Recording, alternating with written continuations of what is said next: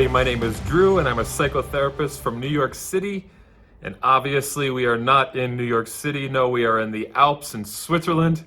And this is the unexpected and hopefully transformative overview of the Enneagram 4s. After 16 videos on the 4s, I am now getting to an actual overview.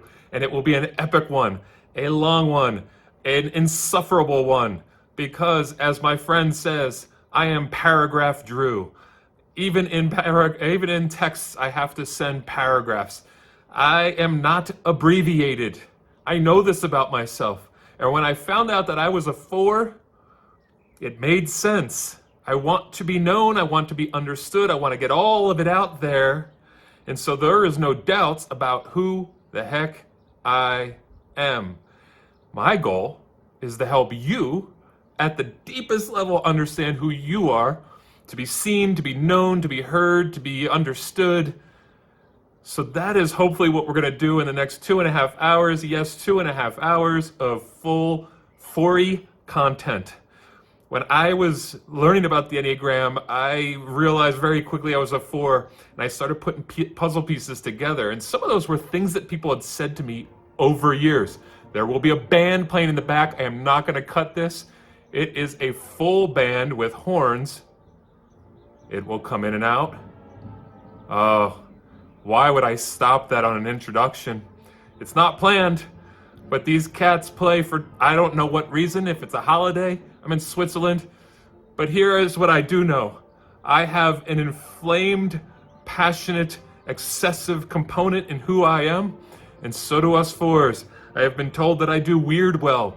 I am told that I am the sanest crazy person that people know, the kindest asshole, this one's from my therapist, the most other-centered narcissist.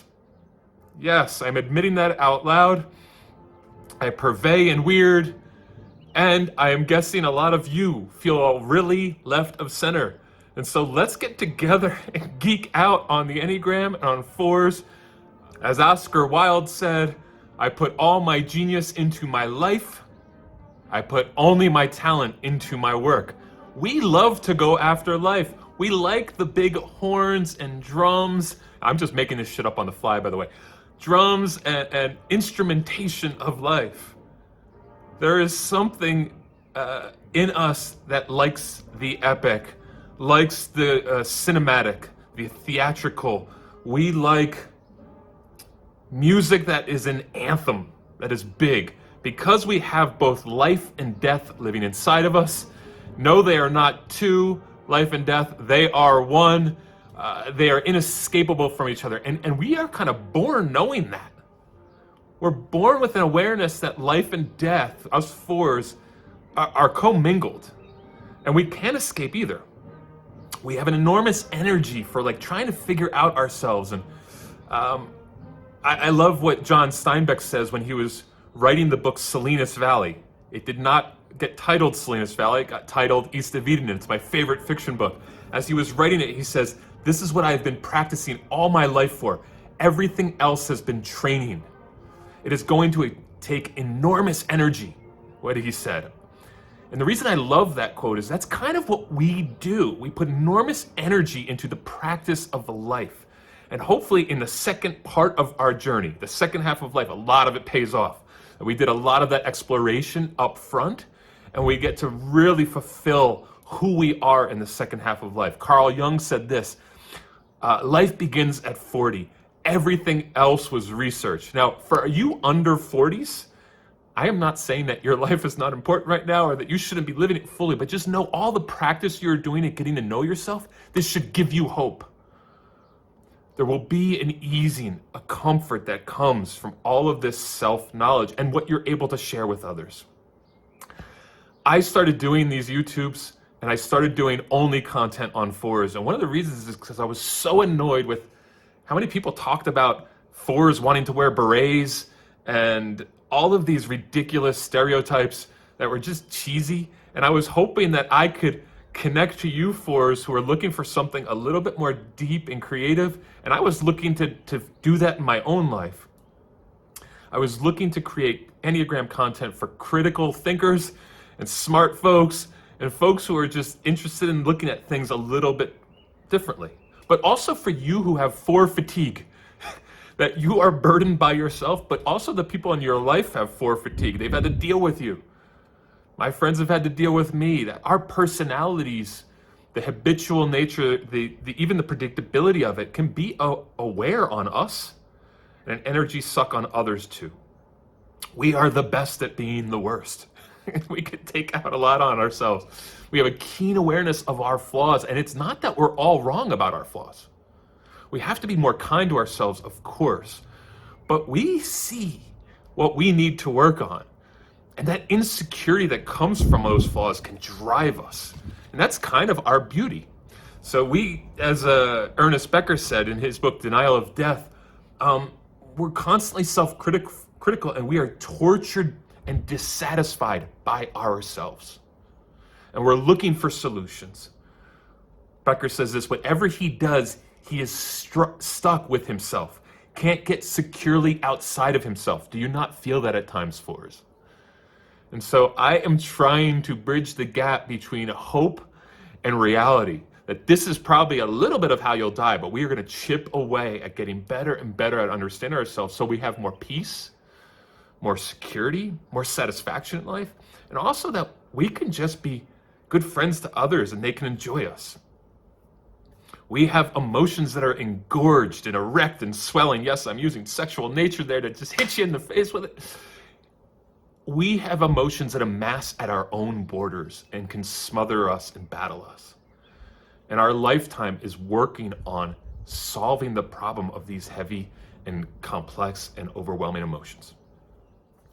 And if we are to transform the world with beauty, because that's what we are different, we are original, we are unique, and we need to take that authenticity and put it out into the world to transform others with that beauty, we have to deal with the great storehouses of joy and sorrows we have inside of us. And this is not easy, and it can drain us. Now, that's the contradiction there, is that there's part of us that has these two things playing outside of us, joy and sorrow. We have to work to reconcile them and not hate either, to be celebrated for our ability to wrestle with these things. So I want to help you move from self-importance to self-enjoyment, towards other people getting to enjoy you, not you forcing yourself on other people, and giving less F's about your image, to let your image go a bit and just get some of the affirmation from being who you are without having to pose or front or put that out into the world too much. You do not need to be mediocre.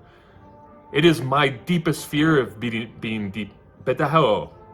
Even there, I stumbled over my words. There was a part of me that wanted to go to shame. It's okay to wrestle with the desire to be not so mediocre, to be unique and powerful in the world. And that's a cool thing. So we're gonna have solutions to that, have some enjoyment of that. Again, my name is Drew. If you want to work with me individually, get in touch. And as many of you have talked about with me, yes, there will be a retreat sometime in the future. I was actually in Italy yesterday working on some ideas. So there might be retreats for us fours in the future. They're run by Uncle Drew over here. And I am just glad you might actually go on the full journey with me for this epic overview that will probably overwhelm you at the end. Thank you for just being a part of my journey with the Enneagram, and I've been humbled by how many of you have reached out. So this is kind of my giving a little bit more back to you and saying, you fours who have been my first kind of subscribers and encouragers, I'm just so appreciative of the work that I get to keep on doing because you guys are watching. So I, from the deepest parts of my subterranean regions, thank you for that. And I will let the music walk us out, and we'll jump right into the first part. Oh, and the music, and the bells go. The church bells at the same time. Are you kidding me?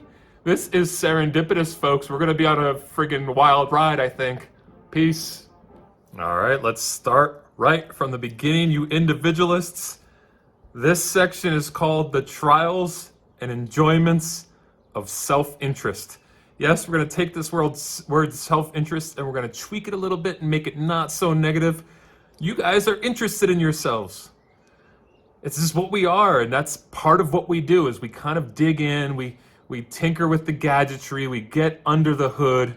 We want to know what makes us tick. And sometimes it can be an indulgence. We can indulge in ourselves a little bit too much and get over the top with how much we go deep. And therefore kind of luxuriate in the process, get over the top in the process, OTP in it, as we like to say in the business. I just made that up, I don't know. Hopefully we are sweetly rewarded for a little of this self-investigation. I had somebody reach out this morning that had watched a 4-Wing 3 episode, and they said, I don't want you, I know you might be salivating for compliments. It's something I said in that 4-Wing 3 episode, salivating for compliments. It's kind of what we do. And so I'm even using that here, is there's a part of us that wants to be complimented for all the hard work we've done on self. Our insecurity can drive us, and so part of what we get off on, part of the reward in our own little personal journey as fours is how much work we do on ourselves. We are not emotional primitives. We have a deep understanding of the emotions, and this is kind of what leads to that romantic pathology. So if there's two names that the fours go by, it's the romantic or the romanticizer and the individualist. I like the individualist a little bit better because I think it really explains some of the complexity of our social scheme too. We're a withdrawn type. We pull back a bit to see what's going on and to kind of take stock of what's going on in our environment, what's going on in ourselves. And this actually leads towards a bit of that individualism. That social scheme is kind of like, come, I want to be with you. I want to connect you. I have a social appetite for you. And then I want to retreat. There's this real like push and pull with humans that we have. And part of it is because we have to go away. If we are going to really create this original, unique thing and delve into the art of originology, we have to be alone enough to work in that kind of content and with that kind of chemistry. That's the alchemy there. That's kind of the burning off of the impurities to find out what makes us tick. And there's a battle. There's a sorrow in it because we have to pull away from people. And then there's this approach again. And then people can overwhelm us too because we're this self-contained thing. We've done a lot of work on this thing and don't push it to places it doesn't want to go. Now, of course, we have to work with other humans to get better. So we have to learn how to dance that way, that we are engaged enough with humans and we pull back enough, and that we are not afraid to engage with them. I meet so many fours, I have so many clients that are fours that are just afraid to share with people who they are and teach people about themselves. They're waiting for the person to figure them out. That doesn't work, humans. Stop it. You have to share and teach people who you are and let them get that rubbed on themselves a little bit. That romantic pathology that we struggle with is kind of when we're alone a lot, when we pull back a lot, things get a bit bigger and inflated for us. Our imagination, our dream world gets pretty big. And so romance, the idea of being romantic with the world. I mean, listen, I'm in Switzerland right now in the Alps and there's music playing every once in a while behind me and there's church bells going off. I get it. I like the romanticization of life. I was just in Italy yesterday, eating great food, drinking great wine, hanging out with a friend, thinking about a retreat that I might do in Tuscany. I am very familiar with romanticizing. That's what we do. We're not going to escape that. But a lot of it's because we just build things up in our head because we're away from people a lot, at least inside, if not physically. We're trying to find ways of expressing ourselves. What is the right kind of way that Drew does the world, in a sense? How do I do humanity? How do I do life?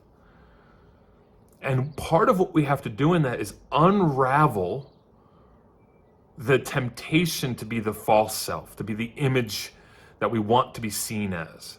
We have to get closer and closer to that true self. And part of that, yes, is solitude. Ernest Becker says this: he, or people, enjoys solitude and withdraws, especially to reflect or periodically to reflect, perhaps nurse ideas about his secret self, what it might be, in what way is one truly unique, and how can he express this uniqueness? Give it form, dedicate it to something beyond himself, to enrich both himself and mankind. Okay, when we are looking at ourselves, herself, yourself, it's very subjective as a 4. And so we can get really in the weeds of ourselves here. And in your desperate attempt to understand yourselves and move towards individuation and self-expression, you might abdicate your responsibility to be connected to humans and give back to them. So yes, there is an attention component to it. We want to get attended to for the hard work we're doing on self, but we must give back something. We must use this to the betterment of other people. It is a fierce quality to dig deep. Not many people have it. I could tell you as a therapist that many people are deeply afraid of going inside. But when we do that, because we're experts at it, we better wield our sword very sharply. Otherwise, keep it sheathed. This is complex stuff and powerful stuff. And so is the Enneagram, for that matter. It's why so many people give warnings about using it poorly. When we go deep into the self to find the meaning of us and create and craft and want meaning and matter in everything, we better not overuse it with humans and destroy them with it or be just a burden on them. We have to mix fun. If you want to tap into that, go and watch my episode on 4s and 7s. We have to reach into that other bag of tricks that the 7s have to just have fun and be a little bit easy. We're so self-important and self-interested in this way. Here, I'll say this. How many clients, how many friends who are 4s have said to me, I just want to go deep. I don't want to be on the surface. People are so shallow. If you don't know how to do small talk, you're often not going to ever entertain people enough to get them to the deep talk. And so you're just using it as self-protection and you're being a victim. Learn how to use some different fucking tools. That goes for me as well. But also the one tool we have, and it is a big ass sword of self-knowledge and self-expression. We better cut people the right way and not just be swinging it around like an axe. We are so good at finding symbols and metaphors and illustrations to express this individual way that we look at the world and inspire others. We are a walking billboard in that sense, and we take in data, and we take it in and we digest it, and with time it becomes something beautiful to give to the world. We have an uncontrollable urge towards ourselves, and when we craft that, and when it's healthy and it's our true stuff, it is beautiful. It's best not to misuse it. I know I'm getting pretty heavy here, but it's part of the component of the 4s is we want to go deep. I can't do this all the time. The older I've gotten, the better I've become at just having some good small talk, having fun with conversation, not needing to protect myself by going deep all the time. That's part of the individualist at work. When they are wanting to go deep all the time, it's really about them, what they want. And sometimes people can really go deep, but they don't go in the front door, they go in the back door. So give some people some time. But this is a trick, right? We're constantly wanting to be engaged and be included, and we have a big abandonment wound and rejection wound in our life. And so we want to be seen. We want to be understood and known. And we want to be engaged. But then there's this part of us that our natural inclination is to pull back. It is this wonky thing. That's why I like 4-wing 3s, especially a hard 4-wing 3. What I mean by that is somebody whose next highest number is a 3, have a real conflicted kind of component mixing in there. They want to be engaged in the world and want to be seen. And also at the same time, they're like, see me, see me, see me, don't look at me. That's the 4 part. Like, I want you to know me, but I also don't want you to give me too much attention, but I do want you to give me attention. And now you're a burden on me. I don't want you to need me because now I already need myself enough to I need my therapist and my friends, and I need a lot. And now if you need me, but I'm also this unique thing that's shining that people would naturally be drawn to, isn't that the conundrum? It's a double bind. It's like we want to be seen by the world, but we also have a real resistance to being burdened by the world. So this is where especially the sexual 7 and maybe even a self-preserver might seduce then drop. I'll seduce you, I'll pull you in, then I'll drop you. It's kind of an undoing of connection. I connected you with myself, now I'm going to unconnect you. You know, there's a separateness that sometimes has to happen. So I'm much more careful as I age too of who I'm bringing in, who I'm keeping at arm's length. I think in my younger life, I wanted to just pull everybody in because I wanted that affirmation. And then there's this part of me that once you were in, I'm like, oh, you're going to see my flaws and I'm going to see your flaws. And then it's a real hard thing. And only a few people remained. Now it's growing as I grow in my capacity to handle people, but I also grow in my capacity to keep people at bay and make sure that I'm not letting everyone in. This is the independence we want. We are independent types. I know my tri-type. If you guys have explored your tri-type, the tri-type is your dominant number in each center of intelligence. So in our center of intelligence, if you're a 4, it would be in the heart, you're a 4, not a 2 or a 3. What are you in the head? I'm a 7 in the head. What am I in the gut? I'm an 8 in the gut. So that makes a 4, 7, 8. They are the most independent numbers in each category. So I'm a triple independent or a triple individualist. That's kind of a burden to carry, you know? It's not a surprise that I'm single at 44 and like my time alone. I'm in the Swiss Alps primarily by myself. I've had a friend visit. I visited a friend in Italy, but I am here by myself for a month because I can. It's not that I don't want to connect with the townspeople. I do, and I will. But I also just like to connect with me. This is part of the necessary retreat, the solitude that Becker talks about when he says they enjoy solitude and withdraw periodically to reflect, to nurse ideas. It's what I'm doing. And it can't just be to the service of myself. It has to be to the service of you, to my clients, to my friends, to my family. You know, in the heart center, we are that withdrawing type. You know, the 2 joins and relies on others. The 3 goes towards others. We withdraw. We even overdo sadness. The trials and enjoyments of self-interest require us to get away.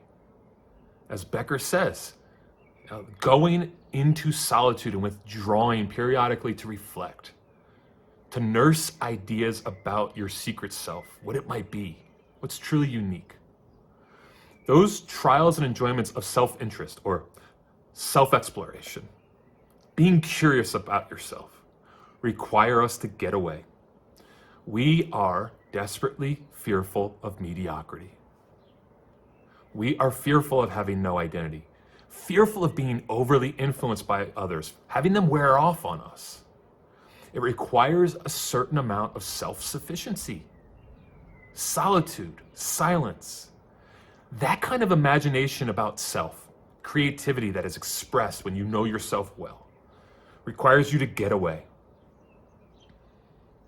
Finding the original, finding the unconventional, will make you a little isolated. So do not be surprised if you are often feeling isolated, feeling disconnected, feeling left out. We have that abandonment and rejection wound, but also it's part of what we're choosing. So, we can't be a victim in this sense. Part of us boldly has to go away to do this kind of work because this is one of the things this is the flowers we bring to the world. Yes, it contains our weeds too, right? Because it feels painful. There's plenty of times I felt very lonely in these mountains as I've traveled up and down them by myself, saw beautiful things that I wanted to share with people, or was hoping for beautiful things that didn't happen and didn't have a conversation to go on to just be sharing with somebody. That's partly my choice. And I remained a victim in my younger years saying, why am I not accepted? Why am I rejected? Why am I abandoned? And a lot of it was my choice. So go boldly into that. Have some fun with it and know you can withstand and suffer the lonely moments and really enjoy the connected moments because you'll be bringing so much of you to it. And people will get to geek out on you and enjoy you. That's part of the love that we can have for ourselves when we get self-interested and we figure it out. Then go share it. That's a better social scheme. Withdraw, give back. Withdraw, give back. Not be an elitist, not be self-pitying, not be overly infatuated with what else everybody else is doing, with what everybody else is doing. All right, I gave you a lot there to chew on right off the bat, but that's what this is going to be. Hopefully a lot of meat eaten, and if you're a vegetarian or a vegan, a lot of, I don't know, vegetable eaten. But hopefully it's sustainable, and it gives you some juice, folks. Let's move on. The Enneagram teaches us that our best stuff is our worst stuff, that our flowers are right next to our weeds, and so it is true with our sin, our passion, our envy. Yes, fours, we struggle with envy. Can I tell you, it is 6:30 in the morning. There's beautiful birds chirping in the background. There's a little doe right about, I don't know, 50 yards away, eating some grass on this hill, looking over the village. And yet, I am still aware of what's missing. Why isn't the doe closer so I can get a photo? It's the first thing that goes through my head. And envy and what is missing are so connected. It's 6:30 and I have already had envy about twice, 3 times, and I've also seen what's missing about 5 times. It's also my best gift. As a therapist, when you come into my office or we're doing a Zoom, a FaceTime, I'm instantly aware of what's missing in your life and how I can help you find it. These things are married together and it can be quite a volatile relationship. So yes, there's this part of me that wants this deer to be closer so I can capture it on my phone and send it to a friend. And it's harder for me to get to that place of gratitude. Yes, I got on my phone this morning and I saw this post on Instagram and instantly it created this envy in me. I want that. Us fours, we see where the puzzle pieces are lost and we get desperate about finding them.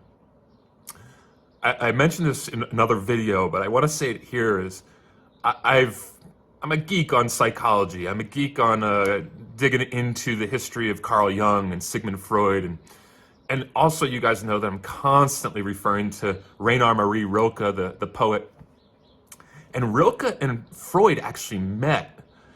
And in their first meeting, they went for a walk in the mountains, in the Dolomites, which aren't too far from here. And there are these beautiful mountains. And I think it's right on the border of Italy and Switzerland. And Freud wrote later about Rilke. Now, you have to know that Rilke is like the classic 4-wing 5. I mean, he is the epitome. His words, his poetry, his writings, they just ooze 4. Oh my gosh. And Freud said this. We walked into the Dolomites, right? And Rilke walked head bowed. He was unable to forget that all this beauty was fated to extinction, that it would vanish when winter came, like all human beauty, and all the beauty that men have created or may create. And Freud was unsympathetic, judgmental. He thought that Rilke did not have a strong psychological health. He was too attached to beautiful things and what is missing from the picture. Now, if you know anything about Freud, he has all kinds of issues. And so as a Rilke fan and a Freud kind of critic, there's so much that Freud did not look at in his own life, and that was his stuff. But We have put our potential in a purgatory. So that's what this is titled, Our Potential in Purgatory, or The Missing Stuff, subtitle. Our unconscious motivation, we always have to check in on this. Our unconscious motivation and how we figure out our type is to know what are we constantly in search of. And for 4s, it is the need to be unique. As a way to compensate for our limitations, our feeling of limitation, we gravitate towards finding uniqueness. And so often, because we're so consumed with what is missing, we put our potential in a purgatory, and we put gratitude often in a purgatory. And so there is this kind of one-downmanship that we play out in our life. We find the thing in our own self that's missing. And when we're pretty critical, we find that in others. Now, when it's healthy, it can look like therapy, right? A good therapist, especially a 4 who's a good therapist, is going to see what's missing and help that person try to find it. But when we're constantly doing that in our own life, we're a bit absurd, non-logical, illogical, because we're not emphasizing and appreciating the stuff we do have.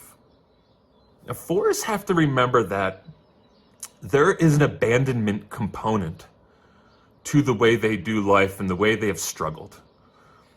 You have to find this in your life. Ask the question, where was I abandoned? Early on in life, where were you abandoned? Where did you feel abandoned? And when the missing stuff starts coming up, I think it is this overall feeling that we are being abandoned by the world. Maybe specific person, God, the universe, whatever it be, culture, it's not accepting us. And so we feel abandoned. And we then go looking for what we don't have. We want to accumulate what we don't have. Not in the gluttony sense, but in this superhuman sense of like adding all these characteristics to ourselves. Because we find ourselves too familiar with disappointment in our own life. So we have to then remember that there is things indigenous to us, unique to us, that no one else has. We have flowers that no one else can replicate. Or in a sense that you are a color. So 4s are a color, right? Let's just say we're red. And every 4 is some unique version of red that no one else could replicate.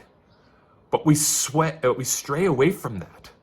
And we start nurturing a hierarchy of other gifts and other strengths other people have and that we don't have. So we're constantly kind of living in a bear market. If you know about the stock market, a bear market is when things are slow, that the stocks aren't moving up. They're actually, there's a reduce in their value. And we kind of live in this place of bear market. And as we get healthier, the bear market and the bull market, the market that's actually succeeding and moving forward and progressing, they start blending and it becomes like a healthy market. What am I missing is the question we have to ask. If only I had this, what would satisfy me? Where do I feel left out? Where do I feel abandoned? And when I feel that abandonment, how hard do I work to try to find these other things to inflate? You know, everything is so meaningful for us, 4s. And so there, we start comparing and contrasting. You know, comparing and contrasting leads to envy, and envy leads to comparison and contrasting. We have a remarkable capacity to feel that neither our gifts are enough or our strengths are enough.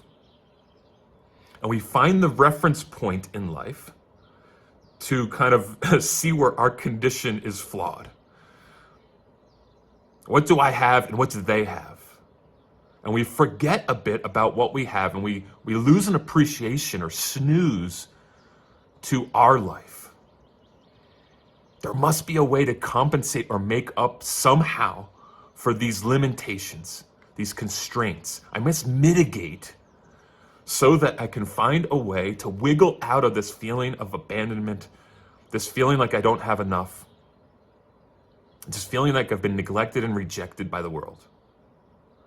So we're always looking for those missing pieces. Now, of course, this gives us fuel. It really does give us fuel. And for me, gosh, if I didn't have that, this is the conundrum, this is the paradox. If I didn't have that, I don't know that I would be so driven to even help you right now, to share what I've learned. There is a part of me that the missing piece, like what's missing? Well, YouTube's missing, or sharing, teaching, inspiring others. That's the missing part of me. And so these things work hand in hand. We have to appreciate both how it hurts us and it helps us. And here's what I would say. Here's one of the solutions for you. You have to lean into gratitude.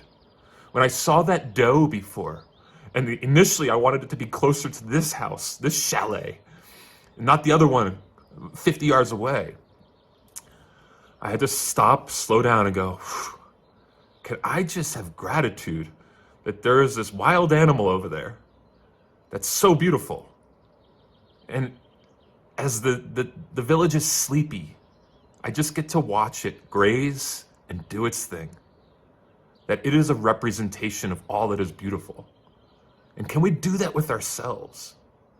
Can we not find ourselves so boring or inefficient or ineffective or lacking?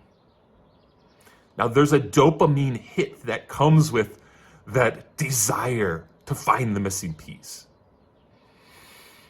And can we actually just add a little dose of serotonin there? Add a little of that peace, calming component. It just says, you're okay, you're good, you've got what it takes. What is going on that's right in your life, not just wrong? Can you take the potential out of the purgatory? Can you not forfeit some of the beauty that is just you grazing?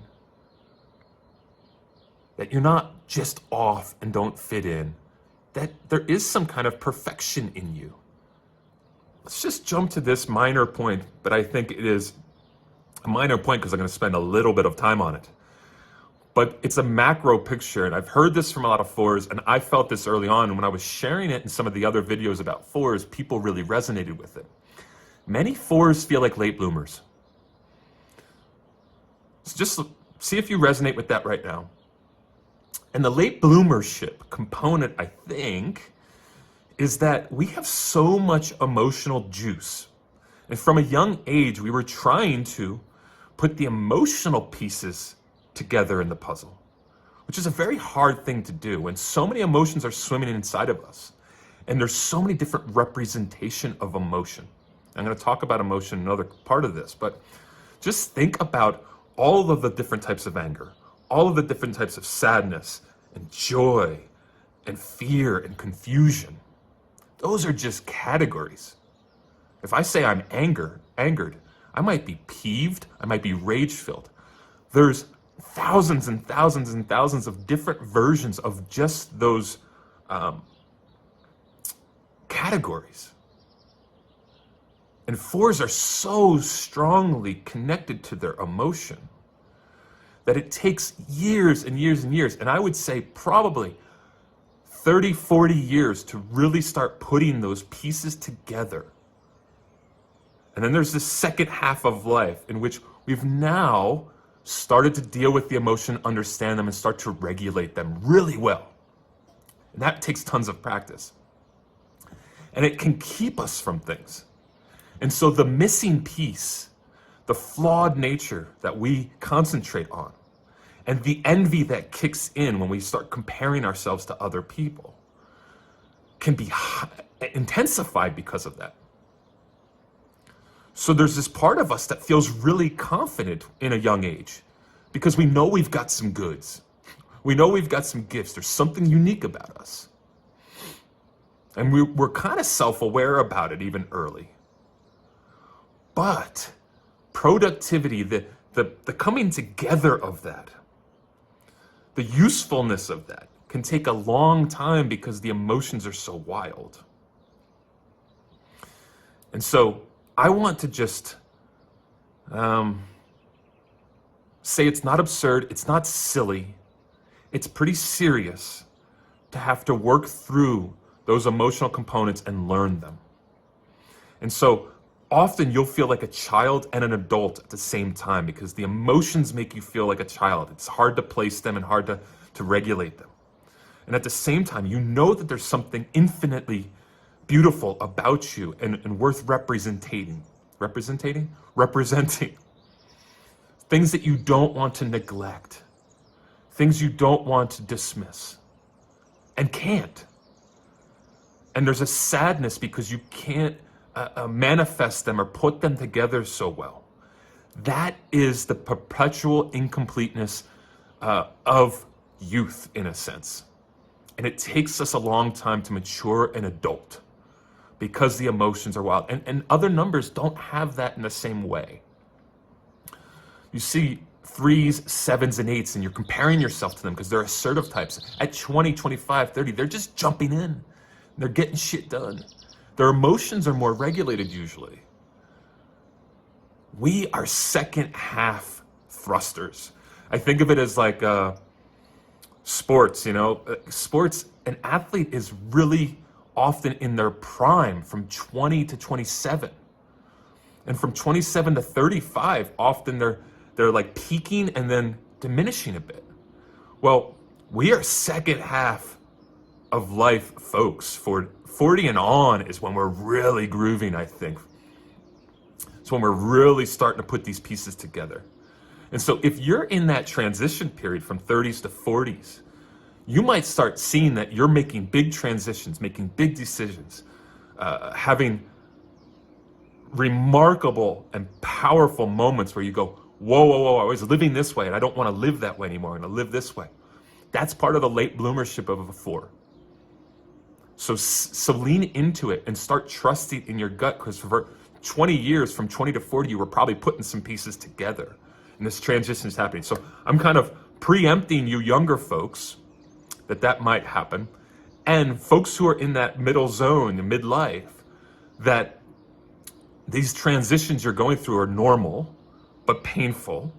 And for folks on the other side of the second half, 40 and on, 50 and on, 60 and on, 70 and on, that trust that you've already done so much work to put the puzzle pieces together, that now live in adulthood. Grow up, or at least appreciate that you are grown up. And the child part inside of you that's screaming every once in a while, don't reject that child. Just talk to it briefly and say, hey, come along. Let's be adults here. Hope you're appreciating the background as the mountain gets more and more sun. It's kind of cool, isn't it? It speaks to how timing, the slow movement of time, should be appreciated. It's bittersweet, but it should be appreciated. And that's kind of what we're talking about with growing in our adulthood. Now, the broken parts will be redeemed, and the sun will shine more and more on the dark spots. There is a place for us in this world.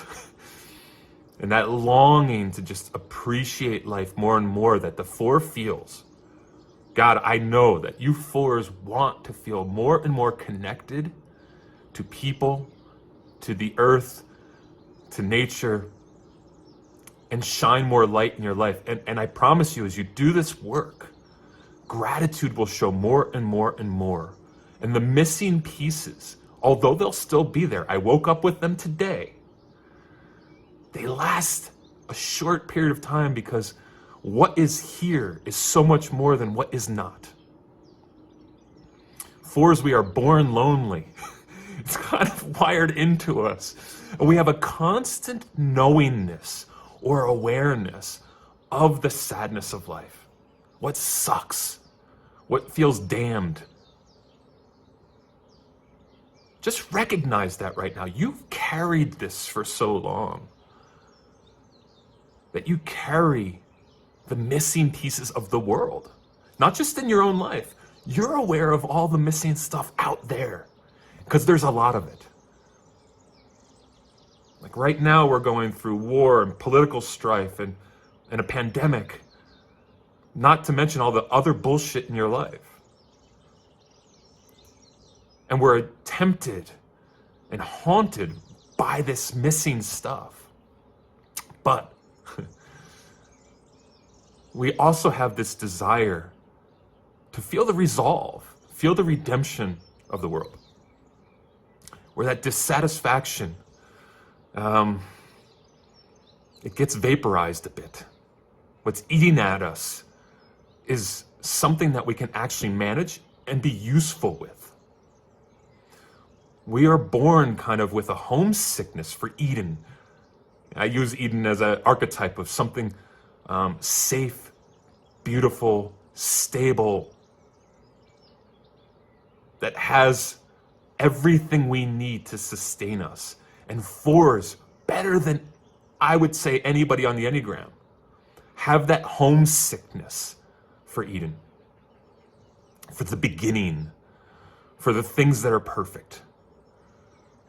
But we are stuck with ourselves, and we are imperfect, and we are going to remain that way. And the shit you struggle with now, you will struggle with on your deathbed. You will wake up with envy on your deathbed. You need to know that. But it will last shorter. It will impact you with less severity if you work on it. So stop marketing your incapacity. Stop being so relentless and perpetually hard on yourself. There is kind of a special restriction, right? The restriction actually makes us pretty motivated, but it could also defeat us. So that early loss in life, paradise lost, where we blame ourselves, where we think something essential was totally taken away. Well, yeah, kind of, but that's true of everybody. So we can actually urge ourselves forward, self-motivate, to restrict how much we pay attention or invest in what isn't there, and go beyond. See what's beyond that point. See what's beyond deficiency and loss of the essential. Now, envy will creep up and compare you to everyone. I suggest that if everyone honestly admitted his urge to be a hero, it would be devastating. It would be a devastating release of truth. It would make men demand that culture give them their due, a primary sense of human value as unique contributions to cosmic life. That's from Ernest Becker in one of my favorite books of all time, The Denial of Death, who's speaking to the reality that we just want to be a superhero. And if we would admit that to ourselves, then we can actually be more of a contributor to this cosmic life and to human value. Don't deny that you want to be a superhero with all the original stuff and uniqueness from around. But as you admit it to yourself, then humble yourself.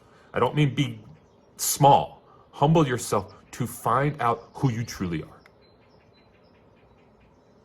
That's it.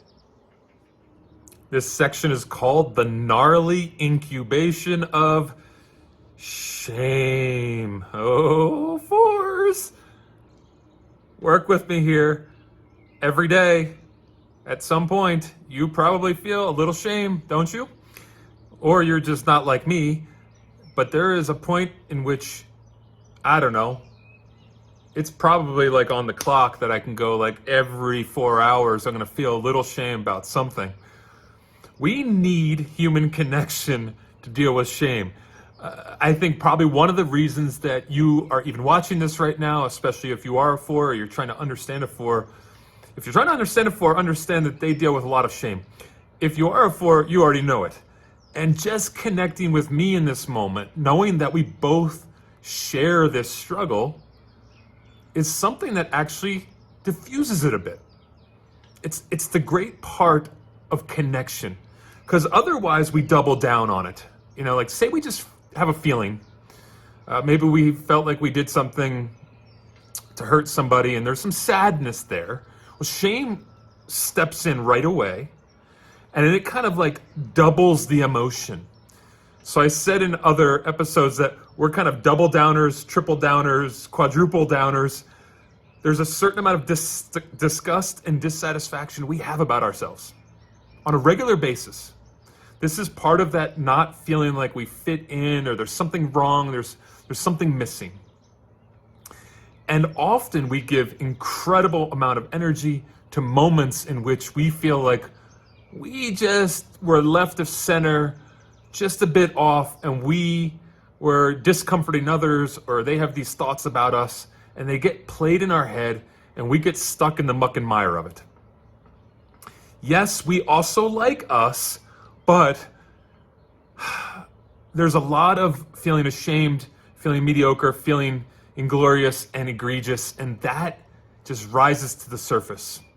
And we can live in a highlight reel of what we've done poorly.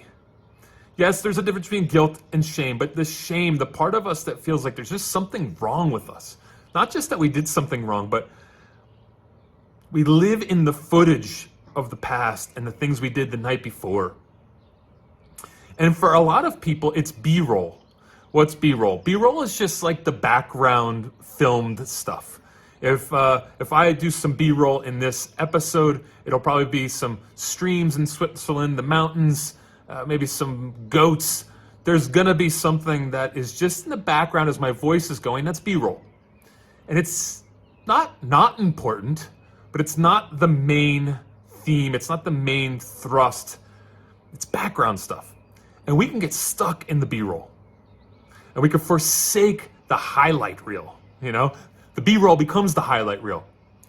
So whether you are floating to the ceiling, you know, that happens to us, but often we are deep in the end of the pool that is just feeling abyssish. Abyssish? Anyway, why do we have such a heightened sense of shame? I think it's because we have a high situational awareness. We see everything, all the angles, and we think everybody else does too. Think about that. We think everybody else is seen at the same level and with excruciating detail as we are, and not everybody is. Now, some people are, but they also don't attach the same heavy emotion to things. And so we are wondering what they're wondering. And then we go to that place of thinking we are despised by others, rejected by them. It's a shame cyclone, spiral, a whirlwind. We see all the angles and we see more connections, and then the connections lead to shame. And this is a misapplied energy. We're giving certain moments too much weight. And what happens is a gravitational pull happens. And it just doesn't sink us to the ground, it takes us down into hell, into the valley, into Hades. That is the gnarly incubation of shame. It just feeds on itself, and it gets kind of in our cracks and crevices internally and breeds and breeds and breeds. It's an ugly crystallization. And we have to find out ways to cut it off at the pass. When we're over-identifying with the suffering, when we are pretty fragile in that space and ruled by that hidden shame, and we're suffering ourselves, we often can move towards a few positions, but let's just start with one of the healthy ones. And that is to quickly, very quickly, acknowledge that it's going on. And that it is always going to go on when we feel just a bit disappointing to ourselves or others. It's gonna be quick. It's gonna be quick. Shame is just gonna enter into the scenario. And we're gonna focus on differences, our inferiority, and then there's gonna be kind of a self-destructive impulse, a magnification of that scenario. And then we want to turn from people. We want to pull away from them because everything has been exposed. And we move to a place of impotence at times. And so when we move to that place of impotence, if we know it's coming, that is half the battle. A situation happened to me recently in which instantly I knew I fucked up. And hardly anyone would know. But the shame came roaring in, and I spoke to it very quickly. I see you. I know you're there. You're a bit intolerable, but I will just be patient. And I'm going to give you a half an hour. I'm going to go walk it out. This will be a solitary battle. And I know that I'm kind of going into the grave a bit, but I'll give you 30 minutes. You have your way, and then I'm done with you. Now, it's taken me 44 years at some level. I'm 44 years old, but like 24 years, maybe 20, 23, 24, I started learning about shame and how it really seeps into those spaces. It takes a long time to just practice the art of speaking it away, to not let emotions attach to it, and not have this experience of being revealed as naked and ashamed. And be honest about the good in me. Just be honest about the stuff in me that's kind of great, and I can appreciate, other people can appreciate it, and that their memories for the most part are usually short, and mine should also. The self-critical voice, and the ones have it too, can be so punishing. We feel dislikable and unselectable and last picked and worthy of critique. Yes, though, we have the go-getter stuff. We have the ability to be really enjoyable also. Now, people will suffer you for us. It's just a reality. You are probably going to be more suffered by other people than other numbers. You know, there's probably some scale. I've not made it up. But fours are sometimes on that level of people have to suffer us. We can be intense. We can be moody. We can go deep. We can want you to go deep. And so there is a part of us that does have a certain level of annoyance to others, weight to others, stress to others, provocation to others. And many times they need it. I would say 75 to 85% of it, they need that friction in their life. 25 to 15, maybe 10%, depends on how mature and healthy you are, they don't need it. But sorry folks, it's gonna happen because you're you. You're gonna screw up. C.S. Lewis says, I have found out ludicrous and terrible things about my character. Sitting by, watching the rising thoughts as they pop up. One of every three is a thought of self-admiration. I catch myself posturing before the mirror, so to speak, all day long. And when you force yourself to stop it, you admire yourself for doing even that, stopping it. We can't escape ourselves. And so part of what we do sometimes when we're feeling the weight of the stress of shame is we turn it into something else.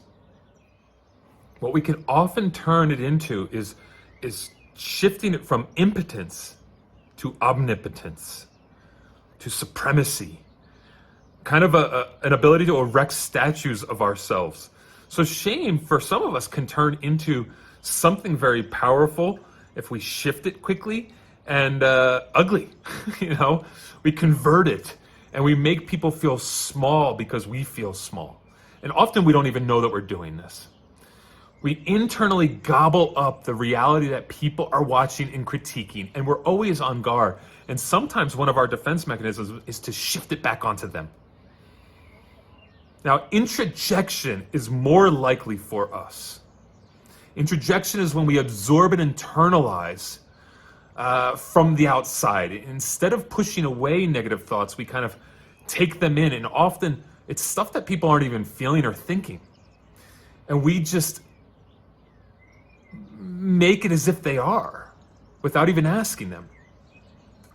It's like if you're at you drive past a cop and you feel like they're out to get you, that's introjection. The phone rings and you start to get worried, like, what did I do? That's introjection. But we also can project at times. Now, sixes can do this pretty well also, especially sexual sixes, but sexual fours are good at this as well. And where they're, like the shame is coming on and we turn it into something and we put it on something else. We make them dislikable. We make them unselectable. And we shift our anger at them instead of taking the anger out on ourselves. Just watch out for that. Also, shame is about abandonment. We abandon ourselves in those moments. We really do. And then what we'll do often is we'll shift our energies towards someone to take care of us. This is where we lean into that too. Did I do something wrong? Is there anything I have to ask for forgiveness for? We feel humiliation, and then we started investigating and finding out how can we solve this problem. And sometimes it becomes pretty needy and desperate. The question that right away when you start feeling shame is, can you accept yourself first? Before you try to go get acceptance from other people, can you accept yourself first? Shame loves darkness and isolation. And so if you start to kind of pull back and just say, can I love myself here? Because there's an intimacy vacuum, right? There's this thing between you and another, or you and yourself. And there's a vacuum there, and it's starting to get dark, and it's starting to get isolating. Can you move closer to people? Can you move closer to yourself? Can you not abandon yourself or abandon them? And also not be so needy with them to say, help me solve this crime. Get back to your essence, the substance of who you are, that fixed nature that is beautiful. Take some self-ownership and self-acceptance in that moment. And this is a work. This is a practice. This is a discipline. This requires years and years of practice to do that. You are not going to get the pixie dust from a therapist.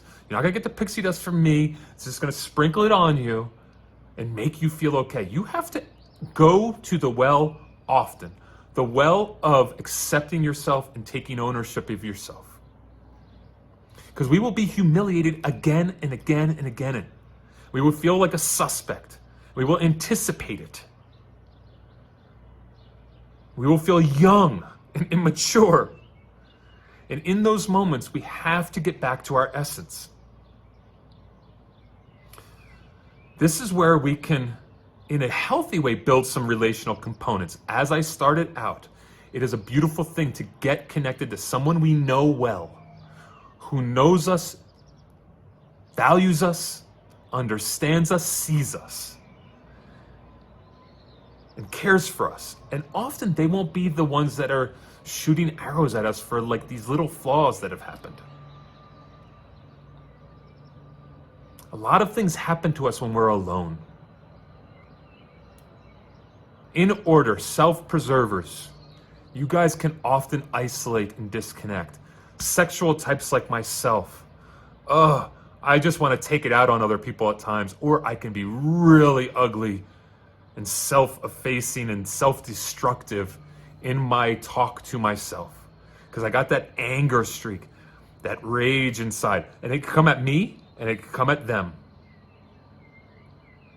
And you social types are going to wear people out with your emotions and your neediness. Now, I'm kind of being superficial here, touching the surface, but this is how it can happen. So as we just kind of feel ourselves into this work, know that it is a practice, know that you have to detach a bit from yourself. And this is what meditation and contemplation can do so well. This is not the episode for that, but go and figure out a meditative or a contemplative practice. Even here in Switzerland, I've got a month to just be with me and be in a place of self-acceptance and meditative stances. Up in the mountains today, I just sat on benches. There's these benches all the way up 9,000 feet. Well, not all the way up. About 7,000 feet. There's another 2,000 feet that didn't have that. And just reflected and just appreciated nature, the universe, God, and myself. I'm made kind of uniquely, and I have to get back to that essence. So do you. often, regularly, every day, back to it again and again and again. If you need to write notes to yourself, do it. Be super fucking serious about this work. Stop with your desired impressions and get back to how you've been etched and marked. I have a little confession. I'm going to tell you it now. Judge away. But if you're a 4, you might actually resonate with this a little bit. But I am not in the business of wanting no public recognition. Yes, there I did it. I said it. You know that there is a part of me that does not mind being appreciated by anonymous people. Hey, it's what's going on in my little ego system here. I don't like to be smallish, faceless, little. There's a part of me that wants to cast a bit of a spell and penetrate, to be a bit electrifying. Now, depending where you are with the subtypes or your introverted, extroverted nature, some of you are super subtle with it, and some of you are a bit more overt. Sexual types, the 4-wing 3s, maybe you self-preservers, you 5-wings are a bit more subtle, but there's a part of us 4s that want to be appreciated by the world. We want to stick out. So this is called the art of stealthy sticking out, or spellcasting. Why do I say stealthy sticking out? Because it's different than a 3. It's not as assertive and overt. There is something a little bit dancey in what we do with the world. We want them to notice us, but we don't want to be like over the top with it or cheesy with it or have this kind of obviousness about it. In the first half of life, there is a narcissistic fix that we're trying to meet. We have to admit that. We're trying to fill up some self-esteem bucket, and there is a part of us 4s who are screaming for glory. Even you subtle types, even you geeky, nerdy types, even you crunchy, earthy types. There's a part of us that's saying, do you see me? Do I stick out? Now, 2s, 3s, and 4s are image conscious. We are kind of other directed. There's a part of us that is requiring an interplay with another person to affirm us. So there's a stability and a well-being that we kind of feel when we are being approved of. We want confirmation from the outside. And that's kind of how we seek love. We lay claim to attention. And again, it might be very subtle. You might even right now be trying to figure out how you do it. Might be even unconscious to it. But it's happening. We must learn to not be rewarded and noticed by others.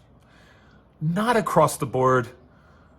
Attention, affirmation, appreciation is part of the human consciousness, nature, experience. But we have to let go of the audience. The only way I do this well right now with you is to let go of your expectation of me or your affirmation of me. Because I have to do this the way I want to do it so that it could be authentic, unique, and original. So sometimes we have to be aware that we are extroverting in a sense. I don't mean like being verbal or overt, but there's something we're trying to push out, some kind of radioactive waves we're sending out there. And often what can really work well is when we just allow people to discover us. We sit back and be the unique selves we are. To have an audience, often we must lose an audience. Our sexiness can come from letting go of those people that we're trying to impress. It's a tricky kind of paradox. That there's this thing surging and massing in us, like I said, to penetrate, to electrify, There's these stealthy theatrics. We're pretty subtle with it, but we like that seduction. And part of, as we grow into the second half of life, we have to give up that audience. Carl Jung, one of my favorite quotes of all time, he was asked at the end of his life what his pilgrim's progress is. Like, what was his journey as a human? And he said, I had to climb down 1,000 ladders to touch the clod of earth that I am. It was a stepping down in humility. By the way, in 2 days, I'm going to Milan to get a tattoo of that on my body. Not the words. I'm letting the tattoo artist do his thing, and he is going to come up with some kind of imagery to express that tattoo or that quote in a tattoo form. Because for me, moving down those ladders, becoming more humble, I mean hummus to dirt, to my true self, is the goal. And that was what Carl Jung's goal was too. I hope I can show you that tattoo at some point. I start a lot of my videos saying these things. I hope that you feel seen, understood, known. It's what I want in my own life. It's what I hope you get when you watch these videos. There is a part of us, the real unique, authentic part, just wants to be known and understood. There's nothing wrong with that. But what can happen is that the tortured dissatisfaction that we have with ourselves, that tension that's created inside, maybe that unworthiness, that badness, or that inner dissatisfaction, self-criticism, can be shifted into grandiosity. And so there's this defense against depression, defense against boredom, defense against our boundness, our limited selves, our anonymity specifically, that we aren't seen by the world. And so we are kind of putting something out there. We're letting like slidey emissions come out of our system. Those emissions, they're burning inside and they're like kind of oozing out, or like the vapors are coming out. And that emissions, we want people to get a whiff of it. Do I catch your eye? Am I special? Do I have something that other people don't have? You know, that's a dopamine hit when we get seen and understood for that. We can be attention whores. And part of it is because we were deprived, or we felt we were deprived of attention at a certain point in our life. So then there's this like, notice me sense. Give me attention. Give me your eye, your ear, your thought. Because I was the odd man out at some point. I was the odd woman out at some point. I was the odd person out at some point. And I long to be included. I feel deficient inside. And I overcompensate. And sometimes if you're a sexual for you do so with forcefulness. And as a self-preserving for you do so subtly and maybe whiny as a social four. Sorry, I had to say that. We all got a little social four in us. Let me wedge my way in here. Let me kind of almost desperately get in there. Now this can shed as you grow. Your experience with rejection has to be worked through. I was at this retreat years ago, and I had this great teacher that was there. Didn't know much about her before I got there. And at the end of the retreat, they gave some affirmations to each person that was part of the retreat. And what she said to me, and I only half heard it because these moments are kind of filled with intensity. She said, Drew, you need to be the redwood, not the oak. Now, I didn't know what the hell that meant. And it actually she said some things afterwards. And weeks later, I got in touch with her. I was like, what were you really trying to talk about? And I've said this in many of the other videos, and I think it's such a profound metaphor, is that there is majesty to a redwood. There's power to an oak and strength to an oak. It's obvious, it's thick, but it actually spreads poison around it to create distance from others, from other trees. The redwood intertwines its root system 50, 100 feet out and grabs hold of other root systems, rocks in the ground, other trees, other things growing underneath the ground, and balances itself underneath the ground so it can grow higher and higher and have that majesty. And what she told me was, Drew, you do not need to have some kind of urgency for people to see you. You're already seen. You already stand out. You're already unique. You already have the juice. She didn't use the word juice. I like the word juice. Juice is kind of fun. But what she was saying is let, one, people impact you, Drew. And two, know that you're already having an impact. Trust. My therapist once told me, Drew, you do not have a sane estimation of the unique gifts inside of you. He actually used, when he said it, he said, you don't have a fucking sane estimation. He knew that there was a desperate acceptance I wanted. But he was saying, let go, sit back, and let people discover you. Your uniqueness is self-evident. You are authenticated by just being a person with gifts that has something that others don't have. Stop trying to be forceful with it. You don't have to move into a hostile overthrow of the kingdom. There's too much defiance in it. Your separateness is evident. Don't fear standing alone. You are not small-souled. I told you guys before that we have a robust system and we are muscular in spirit. So my plea to you is to be like the redwood. Grow high, people will see you, but make sure your root system is deep and wide, and that is the long haul journey. Last few words. I didn't even know a storm was coming behind me. This is kind of cool.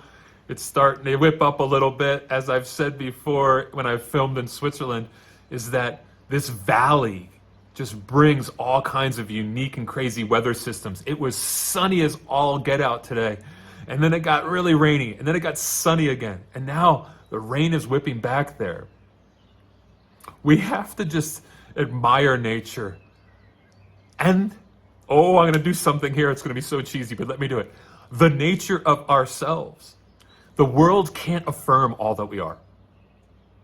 Sit back, allow yourself to be discovered, move from self-importance. This is what Jung was talking about, from self-importance importance to self-enjoyment and self-awareness. Lose the audience, become humble, find your confidence there. Trust your trajectory, the movement of your journey. It is moving somewhere better than now. If you're watching this right now, you are probably possessed by some kind of desire to grow and transform, to be illuminated, to not be so shrouded to yourself.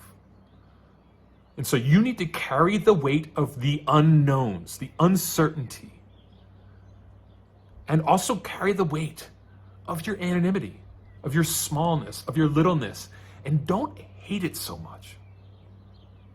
Appreciate that you are growing as you are growing in humility, as you are scaling down the ladders to touch the dirt that you are.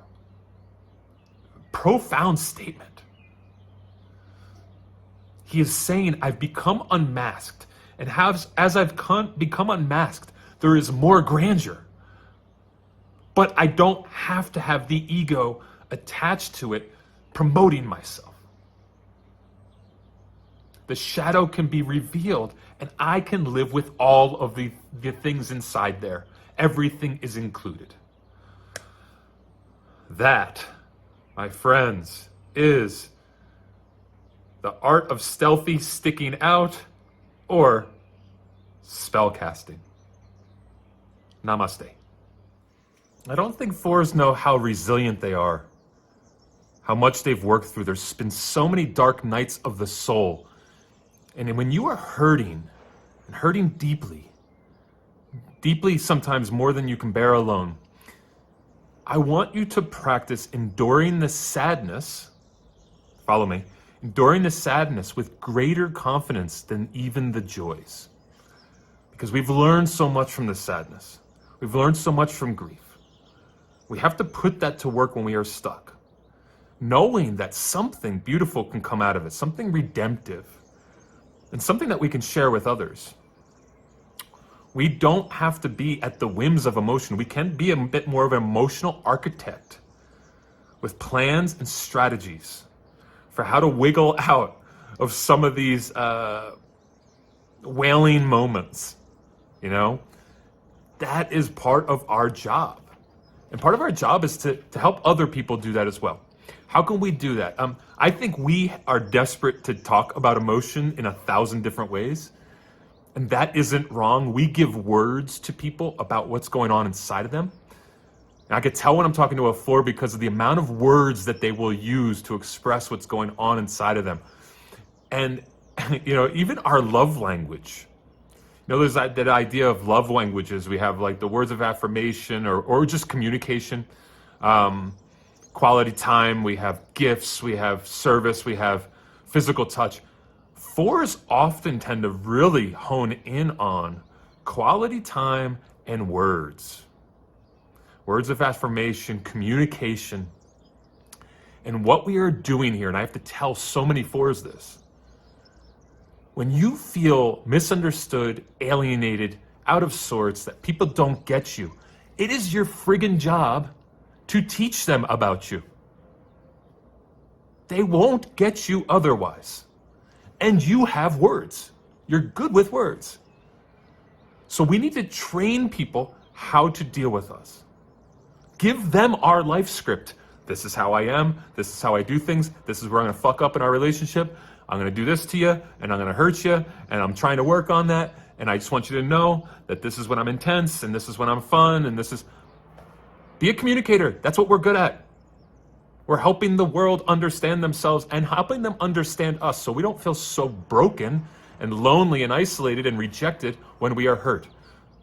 Especially you self-preserving 4s. You do this all the time. You hide away. You have to go to these people and tell them what you're going through. Invite me in. Be brave with your hurt.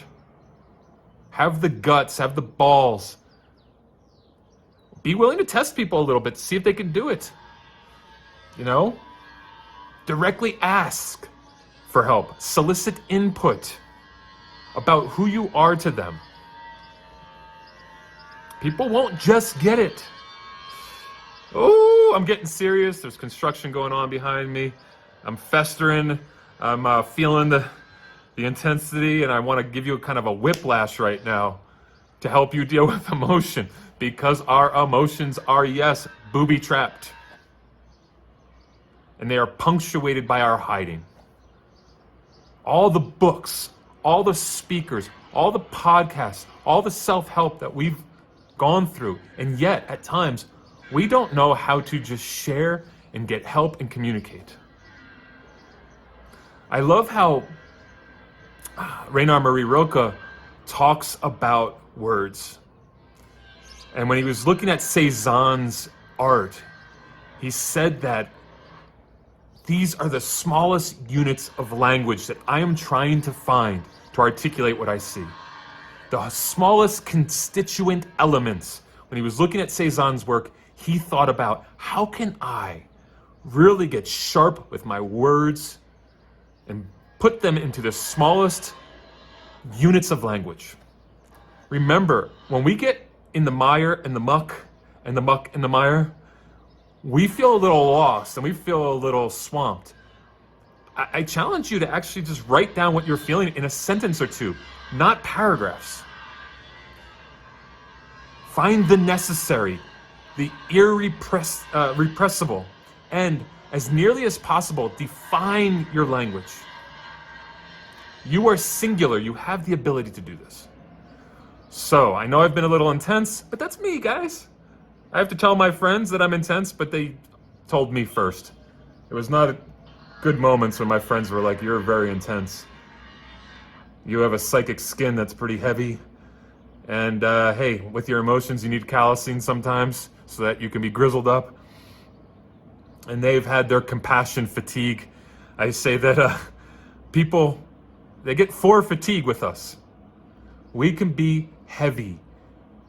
And it is our job, I think, to prune our energies a bit and become a little lighter. Lean towards that 7 at times and become something that is filling the room with not so much heaviness. And that we have to work towards. We have to work really hard for it. All right, friends. I wish I could have made this more fun. Shit. Sorry. Sucks for you. Drew, do we have to? Yes, we do. Do we really have to?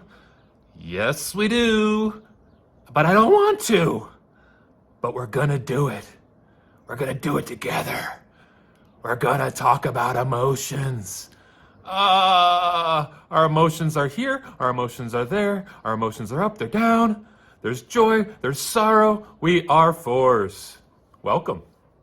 Enjoy the ride. See that mountain back there? This one that has that thing at the top? I hiked that this morning.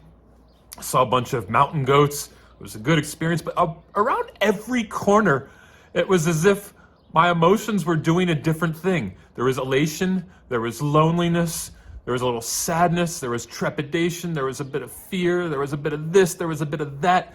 That is the nature of my heart. It's swingy. So this part is called the gyrations and upheavals of our heart, or ugh, emotions are hard.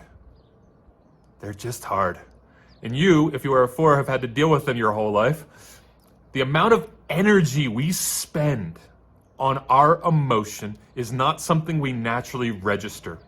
Great example, I think a great illustration. If you've ever seen The Green Mile, and there's that character Paul Coffey, and he heals people at times. And then he goes into kind of a fetal position for a day or two, and then these like swarms of flies come out of him. That's kind of like what it is for us sometimes. Our emotions can actually drain the shit out of us. And we don't know why we're drained and why we can't put our energies towards certain things. And often it's because the emotions are so tumultuous. There's so many fluctuations, and the down of our weighty emotions and the up of our heightened emotions can really swing us around. And what we also do as 4s is we over-identify with our emotions. We overread the world through emotions and feelings. And this is why we have to apply critical thinking to ourselves. This is when we lean into that 1 who isn't as swingy with emotions. Our wing on each side can be helpful too. The 3 and the 5 can be real solutions towards the upheaval of our heart. So think about balancing your centers a bit. Your heart, head, and gut. We are so heavy on the heart, and we have to balance out a bit. Think of it this way. I hate to even put you in this position, but think about politics for a second and channels. There's different channels for different leaning left, leaning right, center. And let's just say there's 3 channels, and one leans heavy left, and one leans heavy right, and one's kind of down the middle. The best balance might be to get a little perspective on each of them, see what they're all saying to be well informed. And this is kind of what we have to do with our centers of intelligence. Allow them to be engaged so we aren't myopically focused on the heart. So we get some factual reporting. Now, I know what you're saying is like, they're not factually reporting on any of these sides, but go with me with this friggin' illustration. What I'm saying is we need some balance. We need our hearts can outfox us. They can be saturated, and we need a little dose of reality. We need factual reporting.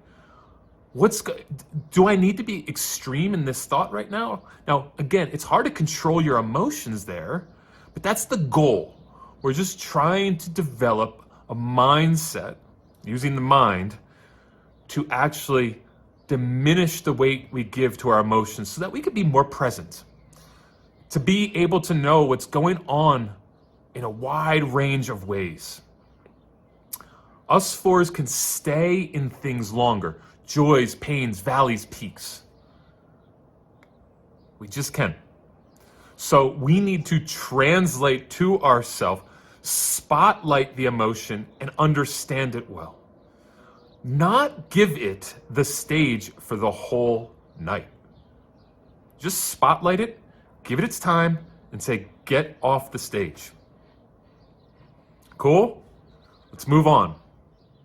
Fours sometimes can get the message or tell themselves that complicated emotions are sexy, that I'm mysterious and dark and I have so many layers. I'm a complicated character and, I'm a flame with emotion. Well, okay, maybe that's true. And maybe you're stubborn and resistant to growing a bit. But know this, that will get in the way ultimately. It won't be cute in the long run. So as all this emotional activity is going on, the stuff you're familiar with, and the stuff you start relying on for your personality, your uniqueness, your layered self, also know that it's an energy suck, not just to you, but to people around you. And often it's going to be imperceptible to them and to you. Yes, we are emotionally more sensitive. We have to honor that. We just do, If we don't honor it and we don't give it the weight it requires, we won't give the weight that is required to work on it. We have labile mood states. They are quickly shifting those feelings. And like I said, when I was doing that hike today, there was moments where I really felt lonely and stuck, thinking about some things. And then I would turn a corner and feel totally elated and excited about life. And they're very subtle, almost imperceptible moments. We are on a spectrum, fours, from masochistic to, melodramatic. You've got those social fours who are criers, the sexual fours who spit fire, and the self-preservers who are in a kind of a denier state. They deny their pain to other people, and they can be a bit masochistic. A sexual type, I'm a sexual four, can be a bit sadistic. And you social types can be a bit melodramatic. Now, in a sense, we're all melodramatic. We're all kind of swimming in the soup of our emotions. And what we have to do is start moving towards emotional risk-taking. That's sharing, that's reaching out, that's connecting. And don't think of our emotional intelligence or our emotional struggle as a lack of intelligence. That's too narrow. So what we need to do is not think of our emotional smarts in a narrow way. The smartest people grab hold of the way that they are smart, and we are smart emotionally. So we can adapt and use that kind of emotional intelligence to, I think, participate with people in something deeper and more real and less hidey, less seeky. Fours can hide and seek with their emotions. We could also be knee-jerk in our reactions. So to practice being not knee-jerky in our reaction, that is part of our goal. And some of it is, as John Steinbeck says, being grizzled up.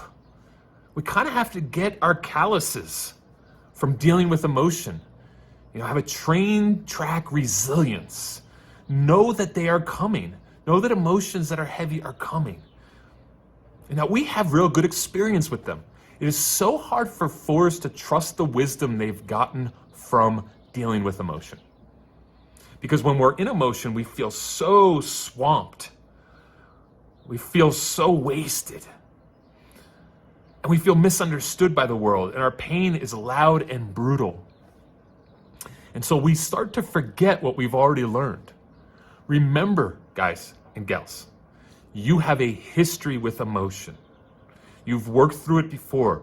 Start actually taking stock of how you've done that. Make notes on your resilience, on your patience with self, on what you've learned from the sorrows and trials you've gone through, because you will need them when you are stuck. This is a piece that I'm adding at the end of the emotions part, and I'm calling this the private sport of splitting. We split. We have that ability to go black on ourselves or bright on ourselves. And life sometimes imitates art. Here in this part of Switzerland, in this little village, May and November are off seasons. So November right before the winter season, the ski season, and then May right before the summer season, all the outdoor sports in the summer. And this is where they get construction done. So right now, I can hear the birds. I can actually hear a waterfall or waterfalls coming from the mountain peaks where all the snow is melting and the glacier water is coming down. I can hear that. Sometimes I can hear rocks, huge rocks kind of coming down off the mountain and echoing. There's all the beautiful sounds of nature. And then all of a sudden, bang, bang, bang, drill, drill, drill, all kinds of electrical tools going off. And that's kind of what happens inside of us sometimes.